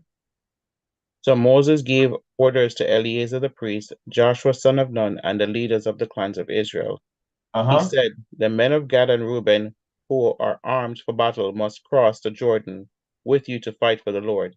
If they do, give them the land of Gilead as their property when the land is conquered. So he said, the men of Gad and Reuben, they promise that they're going to help us fight. They're going to help us until we get into the land. If they do, we're going to give them the land that they asked for on the other side of the Jordan. Go ahead. But if they refuse to arm themselves and cross over with you, then they must accept land with the rest of you in the land of Canaan. Go ahead. The tribes of Gad and Reuben said again, we are your servants, and we will do as the Lord has commanded. We will cross the Jordan into Canaan fully armed to fight for the Lord, but our property will be here on this side of the Jordan.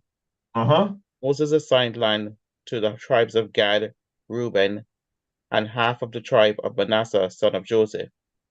He gave them the territory of King Sihon of the Amorites and the land of King Og of Bashan, the whole land with its cities and surrounding lands. The whole land with the cities and surrounding lands, plural. Right? Go ahead. The descendants of Gad built the towns of Dibon, Ataroth, Aror, Athroth Shofan, Jazer, Jogbeha, Beth Nimrah, and Beth Haran. These were all fortified towns with pens for their flocks. The descendants of Reuben built the towns of Heshbon, Elealeh, Kiriathaim, Nebo, Baal Meon, Sibmah. They changed the names of some of the towns they conquered and rebuilt. Here they changed the name of some of the town that they conquered, because every time they was conquering these lands, they was taking them as possessions. Right? Go ahead. Then the descendants of Machir of the tribe of Manasseh went to Gilead and conquered it, and they drove out the Amorites living there. So Moses gave Gilead to the Machirites, descendants of Manasseh, and they settled there. The people of Jair, another clan of the tribe of Manasseh, captured many of the towns of Gilead and changed the name of that region to the towns of Jair. Meanwhile, a man named Noba captured the town of Kenath and its surrounding villages, and he renamed that area Noba after himself. So now when they was conquering the lands, these are the children of Israel, when they were conquering the land, they would change the lands to their names, right? So let's go to see the land of Og. The land of Og is also where Goliath and them come from, them giants, right? That was one of the land where had a lot of giants.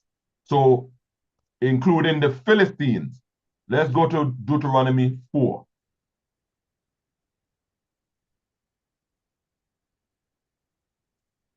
Deuteronomy 4, we're going to read 1 to 20. Sorry for giving you so much reading to this. When you're ready, go ahead. And now, Israel, listen carefully to these decrees and regulations that I am about to teach you. Obey them so that you may live, so you may enter and occupy the land that the Lord, the God of your ancestors, has given you. Do not add to or subtract from these commands I am giving you. Just obey the commands of the Lord your God that I am giving you. You saw for yourself what the Lord did to you at Baal Peor. There the Lord your God destroyed everyone who had worshipped Baal, the god of Peor. But all of you who were faithful to the Lord your God are still alive today, every one of you. Go ahead. Look, I now teach you these decrees and regulations, just as the Lord my God commanded me, so that they may obey them in the land you are about to enter and occupy. Go ahead. Obey them completely, and you will display your wisdom and intelligence among the surrounding nations. When they hear all these decrees, they will exclaim, how wise and prudent are the people of this great nation! Hmm. For what great nation has a God as near as them as the Lord our God is near to us whenever we will call on him? So that's another thing. How people is saying today that we don't have to keep the laws. These laws and commandments and statutes, this is our wisdom in the sight of the other nation. So if we get rid of the laws, what wisdom do we have to display in the sight of the other nation? None. So by us keeping these laws, that's why God said the other nation will see us and they will say, man, what nation is so great that has a God that has knowledge, has wisdom, has laws and commandments that his people are keeping, and he is so close to them. So if we get rid of those laws, if we get rid of the commandments, if we get rid of these things that the Lord give us to keep, what wisdom do we have? We won't have none. We will be just like the other nations who is wayward and don't have any laws. Why? Because they don't have a God to follow. And their God is pagan God that don't give them no rules. Is do as you will. Do as you will. They don't have no rules to follow. So that our commandments is to obey them completely, and you will display your wisdom and intelligence among the surrounding nations. When they hear all these decrees, they will exclaim, how wise and prudent are the people of this great nation. For what nation has a God as near to them as the Lord our God, who is near to us whenever we call on him? Go ahead, sis. And what great nation has decrees and regulations as righteous and fair as this body of instructions that I'm giving you today? Mm-hmm. But watch out, be careful never to forget what yourself have seen. Do not let these memories escape from your mind as long as you live, and be Mm-hmm. sure to pass them on to your children and grandchildren. Mm-hmm. Never forget the day when you stood before the Lord your God at Mount Sinai, where he told me, summon the people before me, and I will personally instruct them. Then they will learn to fear me as long as they live, and they will teach their children to fear me also. But what when we go to church, what are we at? The preachers, them, are they teaching the people, the congregation to fear God? No. They're not teaching the congregation to fear God. All through this book is saying, fear God and keep his commandments. But when you go to church, the pastor is telling you, God is love. God love you no matter what you do. God love you no matter what you do. You can do anything you want and God love you. That's what they're teaching us. They're not teaching us the fear of God. They're not putting the fear of God in man. All the teaching is love, love, love, love, love. Now they gone down to, you don't have to keep the commandments. All you got to do is love. That's the new commandment that God gave you. So where is the fear? Where is the fear? Because if you don't fear what God going to do to you, then you wouldn't serve him. But if you know what he's going to do to you, then you will think twice before you do something against him. So the fear of God is not in man, because all they teach in the church is love, love, love, love. That's all they teach. They're telling them, yes, God have a loving side, but what happened to the other side of him? The Bible says God is a man of wrath. What happened to the other side? Yes, he have a loving side, but he also have another side. A time to laugh and a time to cry. Go ahead. You came near and stood at the foot of the mountain, while flames from the mountain shot into the sky. The mountains were shrouded in black clouds and deep darkness, and the Lord spoke to you from the heart of the fire. You heard the sound of his words, but didn't see his form. There was only a voice. He Mm-hmm. proclaimed his covenant, the Ten Commandments, which he commanded you to keep, and which he wrote on 2 stone tablets. Mhm. It was at that time that the Lord commanded me to teach you his decrees and regulations, so you would obey them in the land you are about to enter and occupy. Go ahead. But be very careful. You did not see the Lord's form on the day he spoke to you from the heart of the fire at Mount Sinai. Go So ahead. do not corrupt yourselves by making an idol in any form, whether of a man or a woman, an animal on the ground, a bird in the sky, a small animal that scurries along the ground, or a fish in the deepest sea. But then And when we have all kind of gods out here in all kind of forms. God in cow, God in fish, God in bird. We got God in all kind of thing. But he's saying, I did not show you a farm. That's why I came in the fire. So you don't see a farm and then next thing you know, you're gonna make a farm of me.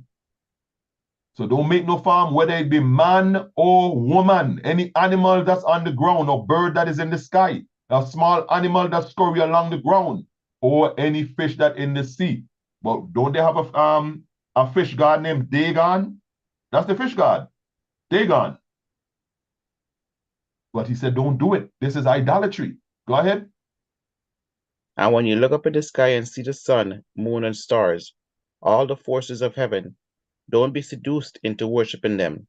The Hmm. Lord your God gave them to all the peoples of the earth. Remember that Wow. He did what? He gave them to the other peoples of the earth. So that's why the other nations is worshiping the sun and the moon and the stars. That's why they have sun worshiping, moon worship. You have a religion out there, the moon worship, the Allah is the Nabatean moon god. That's the moon god. Allah is not the God of the Bible. Right? Go ahead.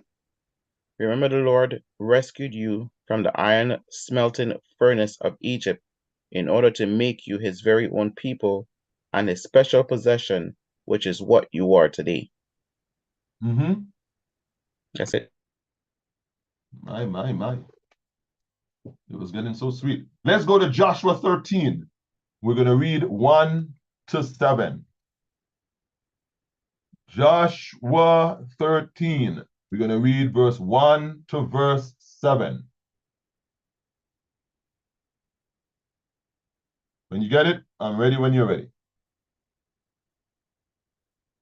When Joshua was an old man, the Lord said to him, You are growing old, and much land remains to be conquered. This is the territory that remains, all the regions of the Philistines and the Geshurites, and the larger territory of the Canaanites extending from the stream of Shihor on the border of Egypt northward to the boundary of Ekron. It includes the territory of the 5 Philistine rulers of Gaza, Ashdod, Ashkelon, Gath, and Ekron. The land of the Avites in the south also remains to be conquered. In the Mm-hmm. north, the following area has not yet been conquered.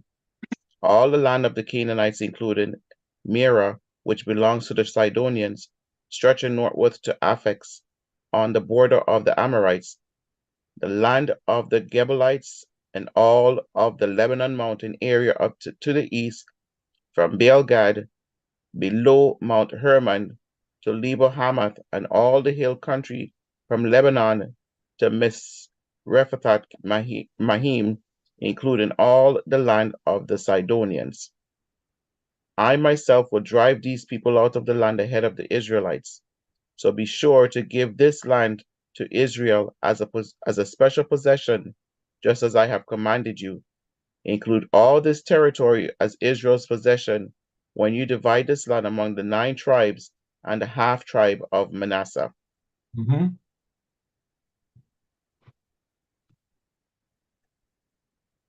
So all of these lands, they will conquer and take for possessions. Let's go to the next, let's go to Joshua 14.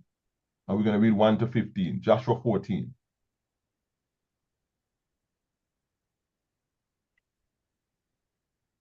The remaining tribes of Israel received land in Canaan as allotted by Eleazar the priest, Mm-hmm. Joshua son of Nun, and the tribal leaders.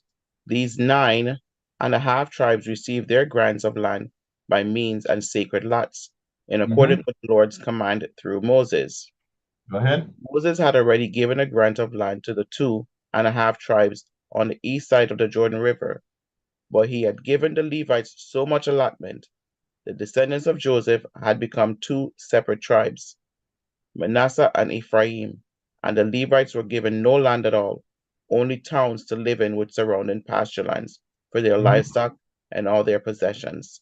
Because the Levites them was able to travel from tribe to tribe. Because remember, they are the Levites. So now, remember, Dan got land on the east side of the Jordan. They didn't come over on the other side, right? They stayed over there and they picked up lands over on that side, on one of the half tribe of Manasseh, right? Go ahead. So the land was distributed in strict accordance with the Lord's commands to Moses. A delegation from the tribe of Judah, led by Caleb, son of Jephunneh the Kenizzite, came to Joshua at Gilgal. Caleb said to Joshua, "Remember what the Lord said to Moses, the man of God, about you and me when we were at Kadesh Barnea. I was 40 years old when Moses, the servant of the Lord, sent me from Kadesh Barnea to explore the land of Canaan. I returned and gave an honest report, but my brothers who went with me frightened the people from entering the promised land. For my part, I wholeheartedly followed the Lord my God." Mm-hmm. So that day Moses solemnly promised to me, "The land of Canaan, on which you were just walking, will be your grant of land and that of your descendants forever, because you wholeheartedly followed the Lord my God." Go ahead. Now, as you can see, the Lord has kept me alive and well as he promised for all these 45 years since Moses made this promise, even while Israel wandered in the wilderness. Today I am 85 years old. I am as strong as I was when Moses sent me on that journey, and I can still travel and fight as well as I could then. So give me the hill country that the Lord promised me. You will remember that as scouts we found the descendants of Anak living there in great walled towns. Mm-hmm. But if the Lord is with me, I will drive them out of the land, just as the Lord said. Uh-huh. So Joshua blessed Caleb, son of Jephunneh, and gave Hebron to him as his portion of land. So this is the land where the Anakims them was living. The Anakims them are also giants, right? So he gave that land to who?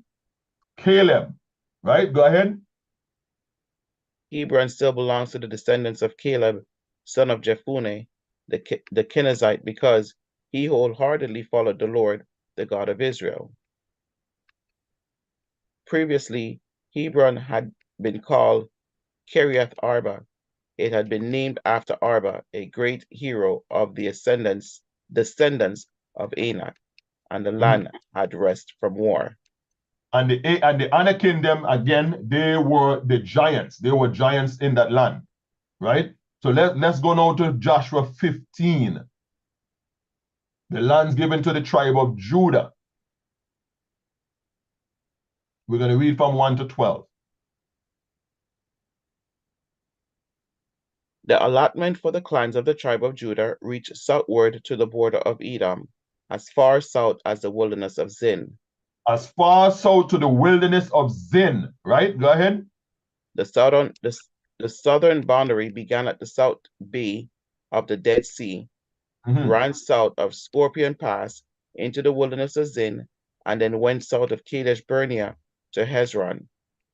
Then it went up to Adar, where it turned toward Karka. From And then there, and the Dead Sea is also referred to as the Salt Sea. The Dead Sea is the Salt Sea is the Hebrew word for Dead Sea, right? So Dead Sea is the English word. The Hebrew word is the Salt Sea. Go ahead. from there it passed to Asmon until it finally reached the brook of Egypt, which it followed to the Mediterranean Sea. This was their southern boundary. Mm-hmm. The eastern boundary extended along the Dead Sea to the south of the Jordan River.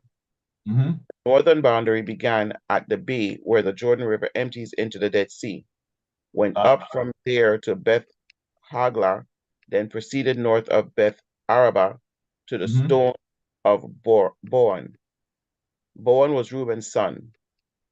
From that point, it went through the valley of Achor to Debir, returning north toward Gilgal, which is across from the slopes of Adamim on the south side of the valley. From there, the boundary extended to the springs of En Shemesh and on to En Rogel. The Mm-hmm. boundary then passed through the valley of Ben Hinnom along the southern slopes of the Jebusites, where the city of Jerusalem is located. Mm-hmm. And it went west to the top of the mountain above the valley of Hinnom and on up to the northern end of the valley of Rephaim. So I don't From, know how people can say that these are small lands. Go ahead. from there, the boundary extended from the top of the mountain to the spring at the waters of Nephtoah, and from there to the towns on Mount Ephron. Then it turned toward Bela. This is Kiriath Jearim. Mm-hmm. The boundary circles west of Bela to Mount Seir, passed along to the town of Kesolan on the northern slope of Mount Jearim, and went down to Beth Shemesh and on to Timnah. So Mount Seir was the land that was given to Esau, our brother, right? Mount Esau, Mount Seir, that was the land given to Esau. Go ahead. Then the boundary then proceeded to the slope of the hill north of Ekron, where it turned towards Shekaran and Mount Bela. It passed Jabneel and ended at the Mediterranean Sea. The Mm-mm. Go ahead. western boundary was the shoreline of the Mediterranean Sea. These are the boundaries for the clans of the tribe of Judah. These are the boundaries for the clans of the tribe of Judah. So let's go see Caleb. Let's go to Joshua. Just continue 13 to 19. The Lord commanded Joshua to assign some of Judah's territory to Caleb, son of Jephunneh. So Caleb was given the town of Kiriath Arba, that is Hebron, which had been named after Anak's ancestor. Uh-huh. The Caleb, giant ancestors. Go ahead. The Anakims. Go ahead. Caleb drove out the three groups of Anakites and descendants of Sheshai, Ahiman, and Talmai, the sons of Anak. Uh-huh. And there he went to fight against the people living in the town of Debir, formerly called Kiriath Sefer. Mm-hmm. Caleb said, I will give my daughter Axa in marriage to the one who attacks and captures Kiriath Sefer. Othniel, the son of Caleb's brother Kenaz, was the one who conquered it. So Axa became Othniel's wife. Mm-hmm. When Axa married Othniel, she urged him to ask her father for a field as she got down off her donkey. Caleb asked her, What's the matter? Mm-hmm. She said, Give me another gift. You have already given me land in the Negev. Now And then please give in the Negev. This is the Negev. Negev. Uh-huh.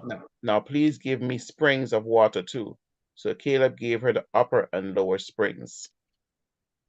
These is plenty, plenty, plenty territory. Let me read from 20 now. We're going to see the allotment to Judah also. Go ahead. This was the homeland allocated to the clans of the tribe of Judah. The towns of Judah situated along the borders of Edom in the Mm-hmm. extreme south were Kabzeel, Eder, Jagur, Kenah, Demona, Adada, Kadesh, Hazor, Ithnan, Ziph, Talem, Beolath, Hazor Hadath, Kiriath Hezron, this is Hazor, Mm-hmm. Amam, Shema, Molade, Hazar Gada, Heshmon, Beth Pelet, Hazar Shual, Beersheba, Bez- Bezothia, Bela, Lim, Ezem, Eltolad, Kezel, Horma, Ziklag, Madmana, Sansana, Leboath, Shillim, Ain, and Rimmon. 29 towns with their surrounding villages. How many? 29 towns with the surrounding villages. This was on the borders of Edom. Remember, Edom is the brother. Edom is our brother, and that land God had told us, hey, do not go, tell Moses them, do not go into that land, because I have given that land to your brother Esau, right? Don't go and mess with them. That's the land that I gave to them for an inheritance. So on the borders of Edom, which is Mount Seir, this is 29 towns, 29 towns and their surrounding villages were given to the allotment of Judah and his clans, right? Go ahead. The following towns situated in the western foothills were also given to Judah: Eshtaol, Zorah, Ashna, Zanoah, En-Ganim, Tapua, Enam, Jarmuth, Adullam, Soko, Azekah, Shariam, Adithium, Gedorah, and Gedorathium, 14 towns with their surrounding villages. Also included were Zenon, Hadashah, Migdalgad, Dilian, Mizpah, Joktiel, Lachish, Boscath, Eglon, Kaban, Lamam, Kitlish, Gederoth, Beth-Dagon, Dagon, Nema, Makkedah, 16 towns with their surrounding villages. 16 towns with their surrounding villages. These is a lot of territories, right? Go ahead. Besides these, there were Libnah, Ether, Ashan, Iftah, Ashna, Nezib, Kilia, Aksib, and Mareshah, 9 towns with their surrounding villages. 9 towns with their surrounding villages. Go ahead. The territory of the tribe of Judah also included Ekron and its surrounding settlements and villages. From Ekron, the boundary extended west and included the towns near Ashdod with their surrounding villages. It also included Ashdod with its surrounding settlements and villages, and Gaza with its settlements and villages, as far as the brook of Egypt and along the coast of the Mediterranean Sea. Along as far as the brook of Egypt and along the coast of the Mediterranean Sea. Go ahead. Judah also received the following towns in the hill country: Shemer, Jatir, Soko, Dana, Kiriath Saneh, that is Deber, Anab, Eshtemoa, Anim, Goshen, Holon, Gilo, 11 towns with their surrounding villages. Also included were the towns of Arab, Duma, Eshan, Janim, Beth Tapor, Africa, Hamta, Kiriath Arba, that is Hebron, Zior, 9 towns with their surrounding villages. Besides these were Maon, Carmel, Ziph, Zuta, Jezreel, Jokdeam, Zanoah, Cain, Gibeah, and Timnah, 10 towns with their surrounding villages. In addition, there were Halhal, Beth Zor, Gida, Marath, Bethanath, and Eltekon, 6 towns with their surrounding villages. There was also Kiriath Baal, that is Kiriath Jearim, and Rabbah, 2 towns with their surrounding villages. In the wilderness, there were the towns of Beth Araba, Midden, Sekeka, Nibshan, the city of salt, and En-Gedi, 6 towns with their surrounding villages. But this is also was in the wilderness where they were, right? Because remember, from the wilderness is where they went up to Jericho also and conquered Jericho, right? Go ahead. But the tribe of Judah could not drive out the Jebusites who lived in the city of Jerusalem. So the Jebusites lived there among the people of Judah to this day. To this day. So go ahead now. Let's go to Ephraim. The lands given to Ephraim. Let's go to Joshua 16. We're going to read from 1 to 10. Joshua 16. The allotments of the descendants of Joseph extended from the Jordan River near Jericho, east of the springs of Jericho, through the wilderness and into the hill country of Bethel. From Bethel, that is Luz, it ran over to Atorath in the territory of the Archites. Then it descended westward to the territory of the Japhletites as far as the lower Beth Horon, then in Giza and over to the Mediterranean Sea. This was the homeland allocated to the families of Joseph's sons, Manasseh and Ephraim. The following territory was given to the clans of the tribe of Ephraim. The boundary of their homeland began at the Atorath Ada in the east. From there it ran to Upper Beth Horon, then on to the Mediterranean Sea. From Mikmethath on the north, the boundary curved eastward past Tenath Shiloh to the east of Janoah. From Janoah it turned southward to Atorath and Nerah, touched Jericho, and ended at the Jordan River. Touched Jericho and ended at the Jordan River. Go ahead.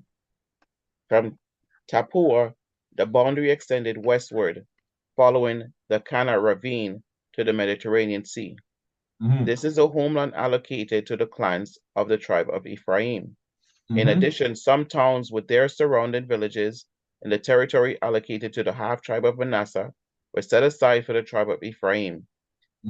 They did not drive the Canaanites out of Giza, however, so the people of Giza lived as slaves among the people of Ephraim to this day. They lived as slaves. Now, let's go to Ephraim and Manasseh, right? Let's go to 17. Joshua 17, and we're going to read one down. Joshua 17. Can you get it ready? I'm ready. The next allotment land was given to the half-tribe of Manasseh, the descendants of Joseph's elder son. Machir, the firstborn son of Manasseh, was the father of Gilead. Of Joseph was the father of Gilead because the descendants were experienced soldiers. The regions of Gilead and Bashan on the east side of the Jordan had already been given to them. So the allotment on the east side of the Jordan was the remaining families within the clans of the tribe of Manasseh: Abiezer, Helek, Azriel, Shechem, Hepher, and Shemida. These clans represent the male descendants of Manasseh, son of Joseph. So now these were the allotment on the west side of Jordan, right? These were the allotment on the west side of Jordan. So every time these people conquer the land, they take the land. When they conquer the people, they take the land, right? Go ahead. However, Zelophehad, a descendant of Hepher, son of Gilead, son of Machir, son of Manasseh, had no sons.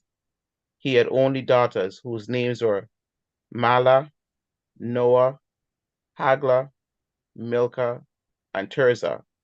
These women came to Eleazar the priest, Joshua son of Nun, and the Israelites leaders and said, "The Lord commanded Moses to give us a grant of land along with the men of our tribe." Joshua gave them a grant of land along with their uncles, as the Lord had commanded. As a result, Manasseh's total allocation came to 10 parcels of land, in addition to the land of Gilead and Bashan across the Jordan River. Because the female descendants of Manasseh received a grant of land along with the male descendants, the land of the Gilead was given to the rest of the male descendants of Manasseh. Go ahead. The boundary of the tribe of Manasseh extended from the border of Asher to Mikmethath near Shechem. Then the boundary went south from Mikmethath to the settlement near the spring of Tappuah. The land surrounding Tappuah belonged to Manasseh, but the town of Tappuah itself, on the border of Manasseh's territory, belonged to the tribe of Ephraim. From the spring of Tappuah, the boundary of Manasseh followed the Kana ravine to the Mediterranean Sea. Several towns south of the ravine were inside Manasseh's territory, but they actually belonged to the tribe of Ephraim.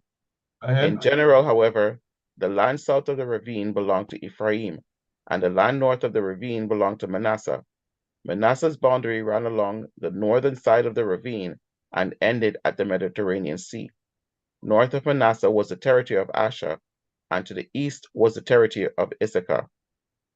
The following towns with the territory of Issachar and Asher, however, were given to Manasseh: Beth Shean, Ablim Dor, that is Naphath Dor, Endor, Tanakh, and Megiddo, each with their surrounding settlements.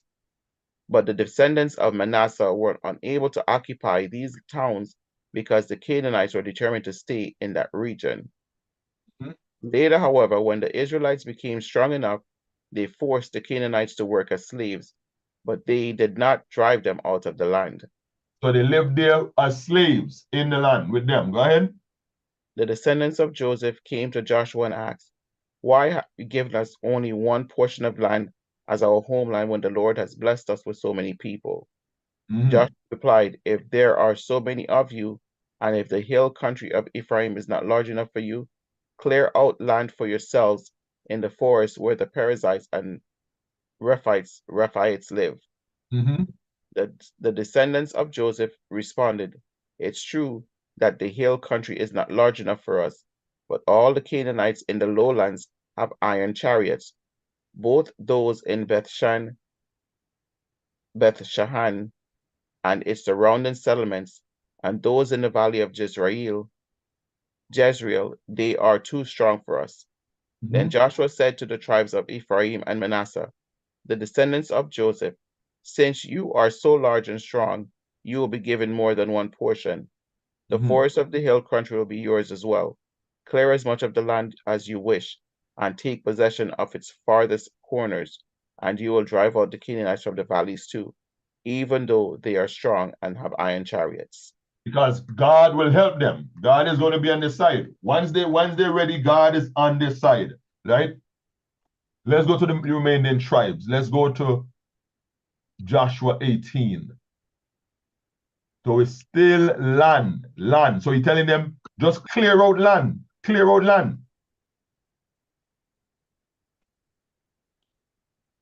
When you're ready, I'm ready. Joshua 18. Now that the land is under Israelite control, the entire community of Israel gathered at Shiloh and set up the tabernacle. But there remained 7 tribes who had not been allotted their grants of land. Then Joshua asked them, "How long are you going to wait before taking possession of the remaining land the Lord, the God of your ancestors, has given to you? Mm-hmm. Select 3 men from each tribe, and I will send them out to explore the land and map it out. Mm-hmm. They will then return to me with a written report of their proposed divisions of their land, of their new homeland. Let them divide the land into 7 sections, including Judah's territory in the south and Joseph's territory in the north. Mm-hmm. And when you recorded the 7 divisions of the land and bring them to me, I will cast sacred lots in the presence of the Lord our God to assign land to each tribe. Mm-hmm. The Levites, however, will not receive any allotment of land. Their role as priests of the Lord is their allotment. And the Mm-hmm. tribes of Gad, Reuben, and the half tribe of Manasseh won't receive any more land, for they have already received their grant of land, which Moses, the servant of the Lord, gave them on the east side of the Jordan River. Because they didn't come over on the other side of Jordan. They stayed on the east side of Jordan. So remember, Jerusalem is on one side and they stayed on the other side because they had so many animals, so many livestock. So they say, hey, we are going to stay over on this side and we're going to get lands over here. But look how many lands that they acquired over there, right? Go ahead. As the men started on their way to map out the land, Joshua commanded them, "Go and explore the land and write a description of it. Then Mm-hmm. return to me, and I will assign the land of the tribes by casting sacred lots here in the presence of the Lord at Shiloh." Go ahead. Then did as they were told and mapped the entire territory into 7 sections, listing the towns in each section. They made a written record and then returned to Joshua in the camp of Shiloh. Mm-hmm. And there at Shiloh, Joshua cast sacred lots in the presence of the Lord to determine which tribe should have each section. Mhm. The first allotment of land went to the clans of the tribe of Benjamin. It lay between the territory assigned to the tribes of Judah and Joseph. The northern boundary of Benjamin's land began at the Jordan River, went north of the slope of Jericho, then west through the hill country and the wilderness of Bethaven. Mhm. From there, the boundary went south to Luz, that is Bethel, and proceeded down to Atorath Adar on the hill that lies south of the lower Beth Horon. But what we fail to understand too is in that time, when it is time to return, our land and our territory is going to extend more. Why? Because at this time, the Euphrates River will be dried up. There will be no Euphrates River. All that will be land. Because even now, if you look in the news, if you look on the internet, the Euphrates River is actually drying up. So in that time, when it's time to return, the Euphrates River will be ground, dry ground. There will be no river there. So the lands then will even expand even more. Right? Go ahead. 14. Oh. The boundary then made a turn and swung south along the western edge of the hill, facing Beth Horon, ending at the village of Kiriath Baal, that is Kiriath Jearim, a town belonging to the tribe of Judah. This was the western boundary. The southern boundary began at the outskirts of Kiriath Jearim. From that western point, it ran to the spring of at the waters of Nephtoah and down to the base of the mountain beside the valley of Ben Hinnom. At the northern end of the valley of Rephaim, from there it went down the valley of Hinnom, crossing the south of the slope where the Jebusites live, and continued down to En Rogel. From En Rogel, the boundary proceeded in a northerly direction and came to En Shemash and on to Gilead, which is across of the slopes of Adaman. Then it went down to the stone of Boham. Bohan was Reuben's son. From there it passed along the north side of the slope, overlooking the Jordan Valley. The border then went down into the valley, ran past the north slope of Beth Hogla, and ended at the north bay of the Dead Sea, which is the southern end of the Jordan River. The Dead Sea, which is the Salt Sea. In Hebrew, the Salt Sea. The Dead Sea and the Salt Sea is the same. Go ahead.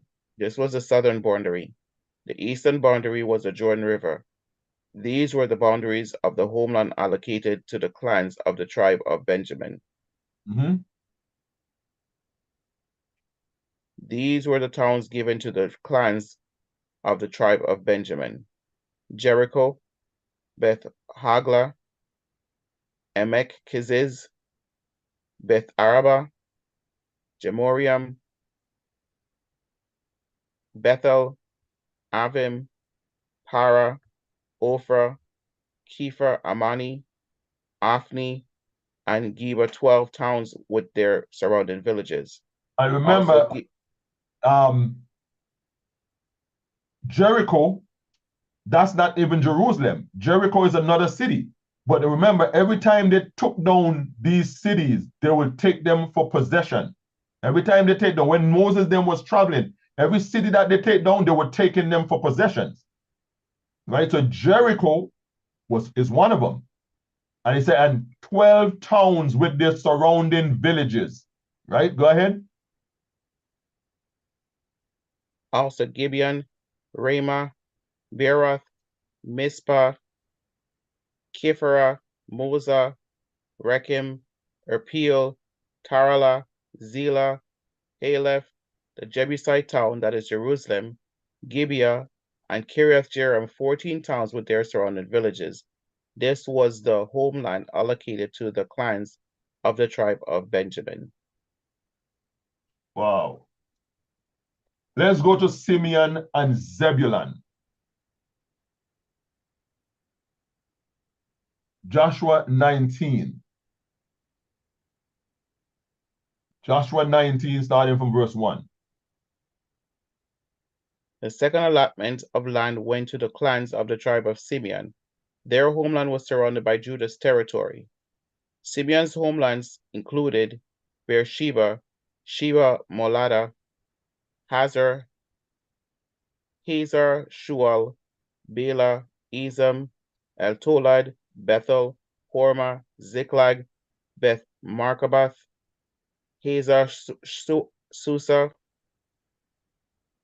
Bethlobath, and Sherihan, 13 towns with their surrounding villages. It also included Ain, Rimmon, Etha, and Ashad, 4 towns with their villages. It included all surrounding villages as far south as Belath Beer, also known as Ramah of the Negev. Mhm. This was the homeland allocated to the clans of the tribe of Simeon. The And allocation of the land came from north go ahead, go ahead. of what had given to Judah because Judah's territory was too large for them. So the tribe of Simeon received an allocation with the territory of Judah.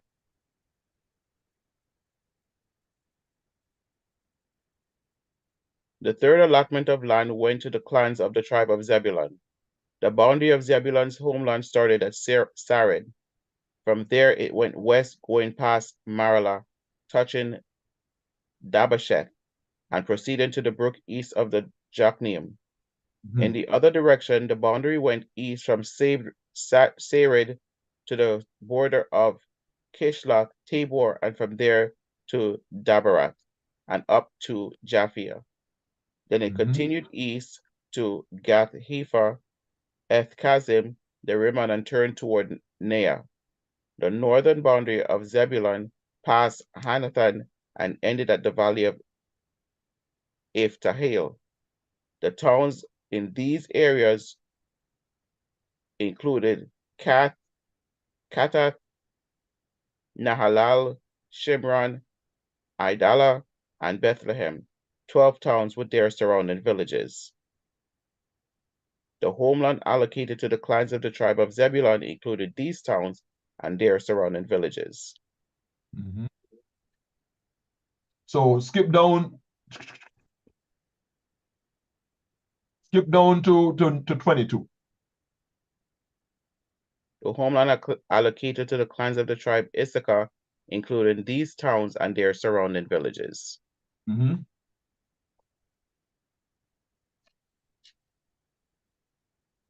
Where am I going to? 22 to what? 22 and to 31. You're not on the right thing, I don't think. We're still in 19. So it's 17 to 31, but skip Okay, 17 okay. to 22. All right, the homeland allocated to the clans of the tribe Issachar included these towns and their surrounding villages. The fifth Mhm. allotment of land went to the clans of the tribe of Asher. Its boundaries including these towns, Helkath, Hali, Bethan, Akshaf, Akshahaf, Alamelech, Mhm. Ahmad, and Bishal. The boundary of the west touched Carmel and Shehor Libnath. Then it turned east toward Beth Dagon and ran as far as Zebulun in the valley of Iftael, Mhm. going north to Beth Emek and Neo.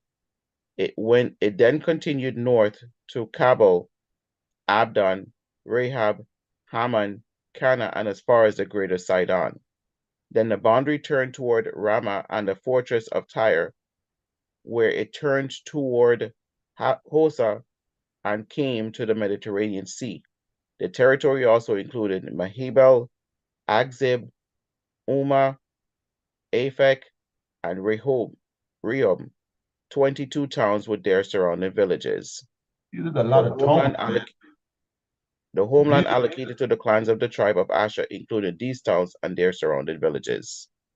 these are a lot of towns. When they take these cities down, they take that village and the surrounding towns. All of that is allocated to them. Go ahead. The sixth allotment of land went to the clans of the tribe of Naphtali. Its boundary ran from Helaph, from the oak of Zainam, and extended across the Adam Nekeb Jabneel, and as far as Lakum, ending at the river Jordan. So The this is western boundary, the land given to Naphtali, right? Go ahead. the western boundary ran past Asnath Tabor, then to Hakak, and touched the border of Zebulun to the south, the border of the Asher on the west, and the Jordan River on the east. The Mhm. fortified towns included in this territory were Ziddim, Zer, Hamath, Rakath, Kinnereth, Adamah, Ramah, Hazor, Kadesh, Edreel, Enhaza, Yeron, Migdaleel, Horem, Bethanath, and Beth Shemesh, 19 towns with their surrounding villages. The Mhm. homeland allocated to the clans of the tribe of Naphtali included these towns and their surrounding villages. The seventh allotment of the land went to the clans of the tribe of Dan. The land allocated as their homeland included the following towns: Zorah, Eshtaol, Shemesh, Shalabin, Ajalon, Ithlal, Elon, Timnah, Ekron, Eltekeh, Gibbethon, Baalath, Jerad, Ben-Kereth, Gath-Rimmon, Mejarkan, Rakan, and the territory across from Joppa. But the tribe of Dan had trouble taking possession of their land, so they attacked the town of Laish. They captured it, slaughtered its people, and settled there. They renamed the town Dan after their ancestor. The homeland allocated to the clans of the tribe of Dan included these towns and their surrounding villages.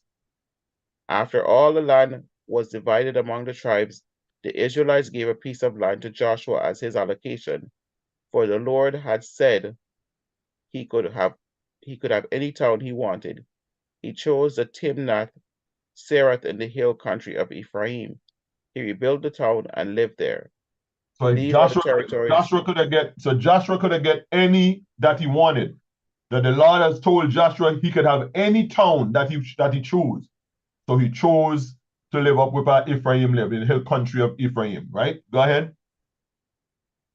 These are the territories of Eleazar the priest, Joshua son of Nun, and the tribal leaders are allocated as grants of land to the tribes of Israel by casting sacred lots in the presence of the Lord at the entrance of the tabernacle of Shiloh. So the division of the land was completed. So the divisions of the land was completed. So look at all these land that the children of Israel have. And again, as I say, when Israel is gathered, the Euphrates River will not be there. So these lands will be even more extended because by that time, the Euphrates River will be dried up. It will be land space. Remember, we own all that land from the borders of Egypt all the way to the great rivers Euphrates. So all of that land will be to the Israelites also, right? So we see that Jerusalem or the land given to the Israelites or the descendants of Abraham is not no small land. So we don't have to go nowhere. It's not small lands. They have more than enough, right? So that is gone. So another myth that we've been hearing that they say that the Reed Sea is not the Red Sea, or the Red Sea that the Bible speaks about is not the Reed Sea. But I'm here to tell you that the Reed Sea and the Red Sea is the same sea. The same sea, right? So let us read this, Exodus 23. Exodus 23, verse 29 to verse 33. Exodus 23, verse 29 to verse 33. We're going to show that the Red Sea is talking about the Reed Sea, the Sea of Reeds. It's the same sea. So start at verse 29. Exodus chapter 23, verse 29. But I will not drive them out in a single year, because the land would become desolate and the wild animals would multiply and threaten you. I will drive them out a little at a time until your population has increased enough to take possession of the land.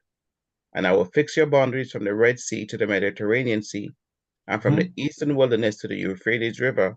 I will hand over to you the people now living in the land, and you will drive them out ahead of you. Make no treaties with them or their gods. They must not live in your land, or they will cause you to sin against me. If you serve their gods, you will be caught in the trap of idolatry. So now, you see this footnote right here on verse 31? And I will fix your boundaries from the Red Sea to the Mediterranean Sea and from the eastern wilderness to the Euphrates River. So when you put this footnote right there by the Mediterranean Sea and the Red Sea, right? Let's see what it says in that footnote. So, verse 31, and I will fix your boundaries from the Red Sea to the Mediterranean Sea. In the Hebrew, in the footnote, it says Hebrew, from the Sea of Reeds to the Sea of the Philistines. So the footnote is telling you that the Red Sea here is the same Sea of Reeds. It's right there.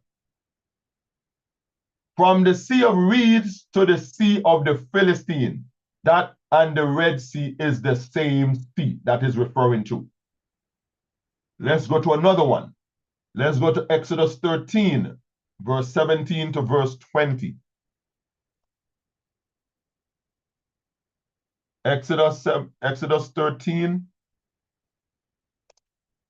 from verse 17 to verse 20.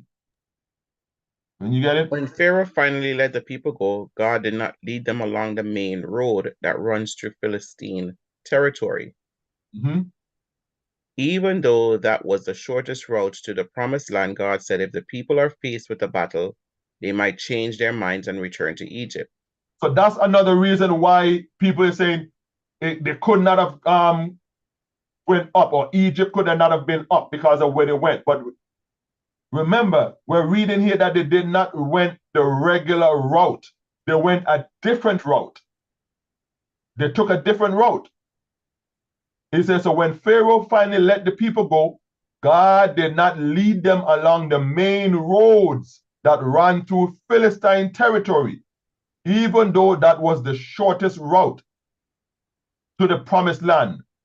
God said, for if the people face any battle, they might return and go back to Egypt. So God took them around another way, right? Go ahead. So God led them in a roundabout way through the wilderness toward the Red Sea. Thus the Israelites left Egypt like an army ready for battle. So he went them a different direction around about the Red Sea. So he took them in a different direction, took them through the wilderness towards the Red Sea, right? And we're going to see what it says. Go ahead. Moses took the bones of Joseph with him, for Joseph had made the sons of Israel swear to do this. He said, God will certainly come to help you. When he does, you must take my bones with you from this place. The Israelites left Succoth and camped at Etham on the edge of the wilderness. Mm-hmm.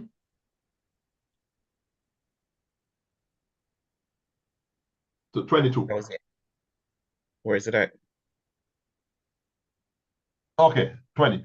I'm reading my mind. so now in verse 18, it says, so God led them in a roundabout way in the wilderness towards the Red Sea. You see that footnote that is up here on the screen?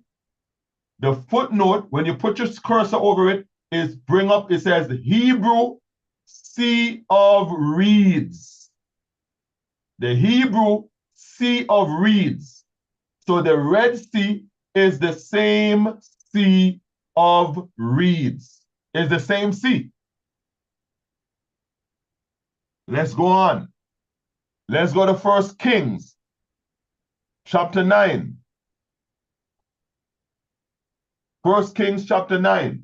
We're going to read verse 22 to verse 28. When you get it, go ahead. But Solomon did not conscript any of the Israelites for forced labor. Instead, he assigned them to serve as fighting men, government officials, officers and captains in his army, commanders of his chariots, and charioteers. Solomon appointed 550 of them to supervise the people working on his various projects. Solomon moved his wife, Pharaoh's daughter, from the city of David to the new palace he had built for her. Then he constructed the supporting terraces. 3 times each year, Solomon presented burnt offerings and peace offerings on the altar he had built for the Lord. He also burned incense to the Lord, and so he finished the work of building the temple. Mm-hmm. King Solomon also built a fleet of ships of Ezion Geber, a port near Elath, in the land of Edom, along with the shore of the Red Sea. So now Solomon, what he did, he built a fleet of ships. So Solomon had ships that were sailing on the ocean, right? So King Solomon also built a fleet of ships at Ezion Geber, a port near Elath, right? So Solomon had ships that were sailing, right? In the land of Edom along the shore of the Red Sea. Go ahead.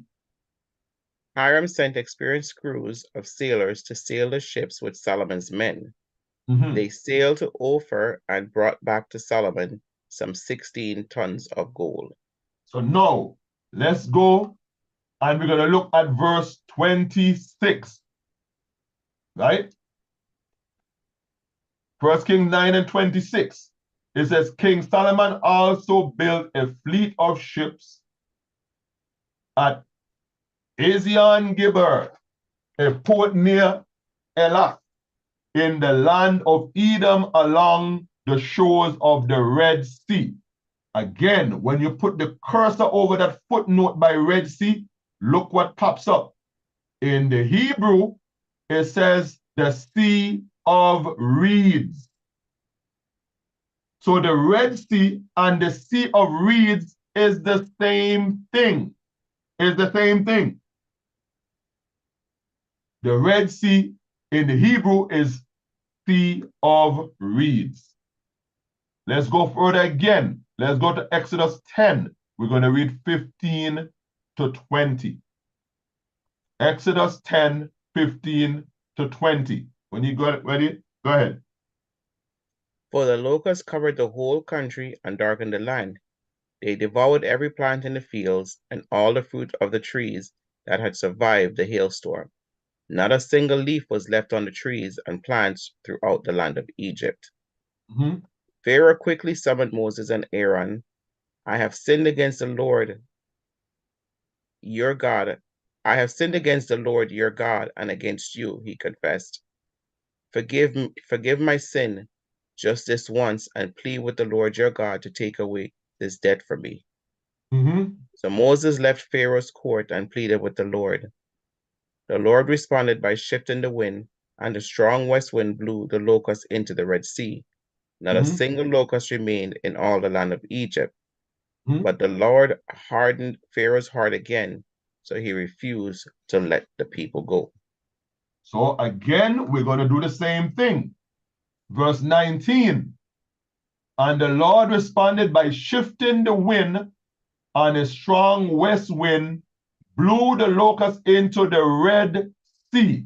Not a single locust remained in the land of Egypt. So now, when you put the cursor over the footnote by Red Sea, what do you see again? In Hebrews, it means the Sea of Reeds, or the Reed Sea, the Sea of Reeds. So again, brothers and sisters, the Red Sea that the Bible talks about is the same Sea of Reeds. And y'all can find it in the Blue Letter Bible. Just go in the Blue Letter Bible, because a lot of people use that too. Go in the Blue Letter Bible, or just pull up the Hebrew word for Red Sea. So now, this is Chat GPT. This is AI. Chat GPT, AI. The Hebrew word for the Red Sea is Yom Suf. The Hebrew word for Red Sea is Yom Suf. The word Yom in the Hebrew is the ordinary word for the sea, right? The phrase Yom Suf actually means the Sea of Reeds or Reed Sea. This is the Hallman's Illustrated Bible Dictionary. This is the Hallman Illustrated Bible Dictionary.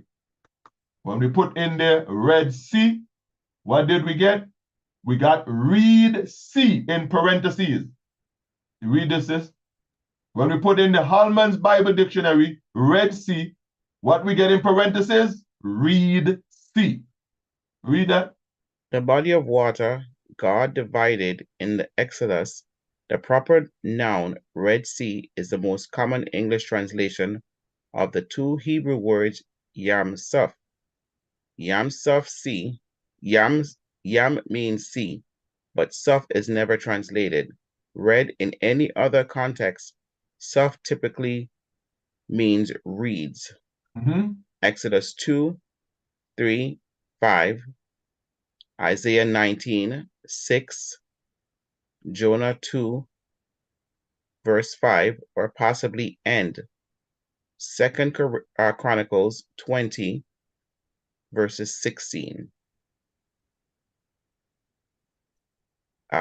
Ecclesiastes 3, verse 11, Yam Suf should be translated Sea of Reeds or Sea at the end.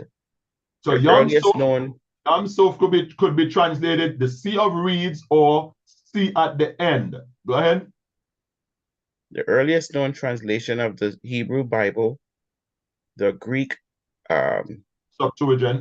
Septuagint from around 200 BC, consistently translated Yam Suf is Earthra Thalassa. No, hold on there. So consistently translated Yom Suf as Eartha Thalassa means what? Red Sea. Means Red Sea. So Yom Suf, Red Sea, and the Sea of Reeds or the Reed Sea is the same. They're talking about the same body of water. Right? Go ahead. Jerome continued the tradition in the Latin Vulgate AD 400 by using Mare Rubrum, Red Sea, for Yam Suf. Most English translations have followed the Vulgate and used the Red Sea in the text, footnoting the literal translation of Red Sea. Of Reed Sea. Reed Sea. GNT uses various modern proper nouns to translate Yam Suf, Gulf of Suez. The Gulf of Suez. That's one of the same body of water in the Gulf of Suez, or you have another body there too. What it is? Exodus 10:19, Red Sea. Exodus 13:18, and Gulf of Aqaba. Exactly. That's it. So Ecclesiastes 3:11, Yom Suf could be translated Sea of Reeds or Sea at the end. The earliest known translation of the Hebrew Bible, the Greek Septuagint from around 200 BC, consistently translate Yom Suf as Eartha Thalassa, means Red Sea. Jerome continues the tradition in the Latin Vulgate AD 400 by using Mare Rubrum, meaning Red Sea, for Yam Suf. Most English translations have followed the Vulgate and used Red Sea in the text, footnoting the literal translation of Reed Sea or Sea of Reeds. The GNT uses the various modern proper noun to translate Yom Suf of Gulf of Suez or Red Sea or the Gulf of Aqaba. So when you look at the map, you see the Gulf of Suez on the left side and the Gulf of Aqaba on the right side, running into the same body of Red Sea or the Sea of Reeds. So I don't know why this is so complicated. People trying to put the narrative that this Red Sea is somewhere, or the Reed Sea is somewhere in Ethiopia. No, the Red Sea and the Reed Sea is one of the same.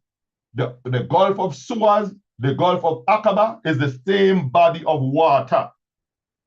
It's just two gulfs. The Suez on the left, Aqaba on the right. They run into the same body of water. And Yom Suf is the same Red Sea. The same Red Sea. So I hope this was edifying to someone. I hope it was edifying to someone. I hope that someone get light of it. So we see that the Ark of the Covenant is not in Ethiopia. The land where they're saying is too small is we got ample land space for the return of just Israel. Remember, everybody going to be in their own land.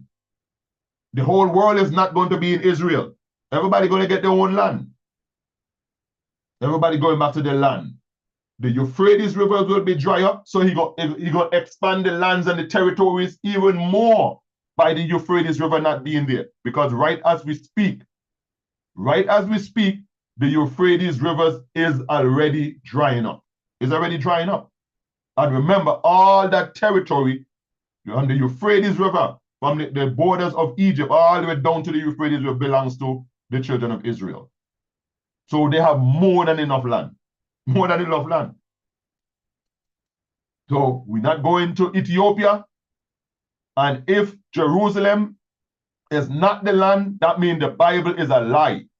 Because the Bible prophecy that says Jerusalem going to be trodden down of the Gentiles until Christ return, that will be a lie. And then the prophecy cannot be fulfilled. And if the prophecy cannot be fulfilled, that means throw the Bible in the garbage. The people, how is God going to hide the land from the people who are supposed to fulfill the prophecy? That is nonsense. That is crazy. How is God going to hide the land from the people who are supposed to fulfill the prophecy? That they're going to trot down Jerusalem until Jesus returns. The land that they're saying, it is the land because it has to fulfill the prophecy of the book. It has to. So again, I hope this was edifying. I hope it was edifying to someone. I hope I shed light to someone all of these myths that people is running around with. And I prove it by the Bible, by the scriptures. Right?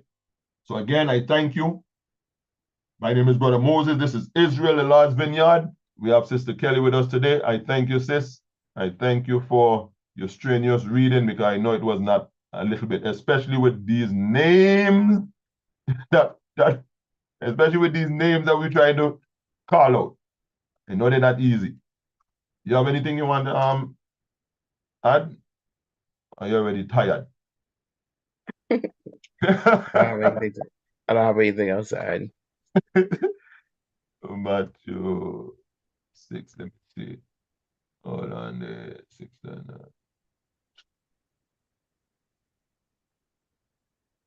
so let's pray out. So, our Father which art in heaven, Our Father which art in heaven, hallowed be thy name. hallowed be thy name. Sorry. Thy kingdom come. Thy kingdom come. Thy will be done in earth. That will be done in earth. As it is in heaven. As it is in heaven. Give us this day our daily bread. Give us this day our daily bread. And forgive us our debts. And forgive us our debts. As we forgive our debtors. As we forgive our debtors.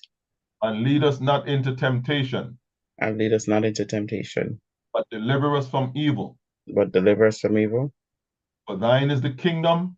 For thine is the kingdom. And the power. And the power. And the glory. And the glory. In Jesus' precious name. Amen. Amen.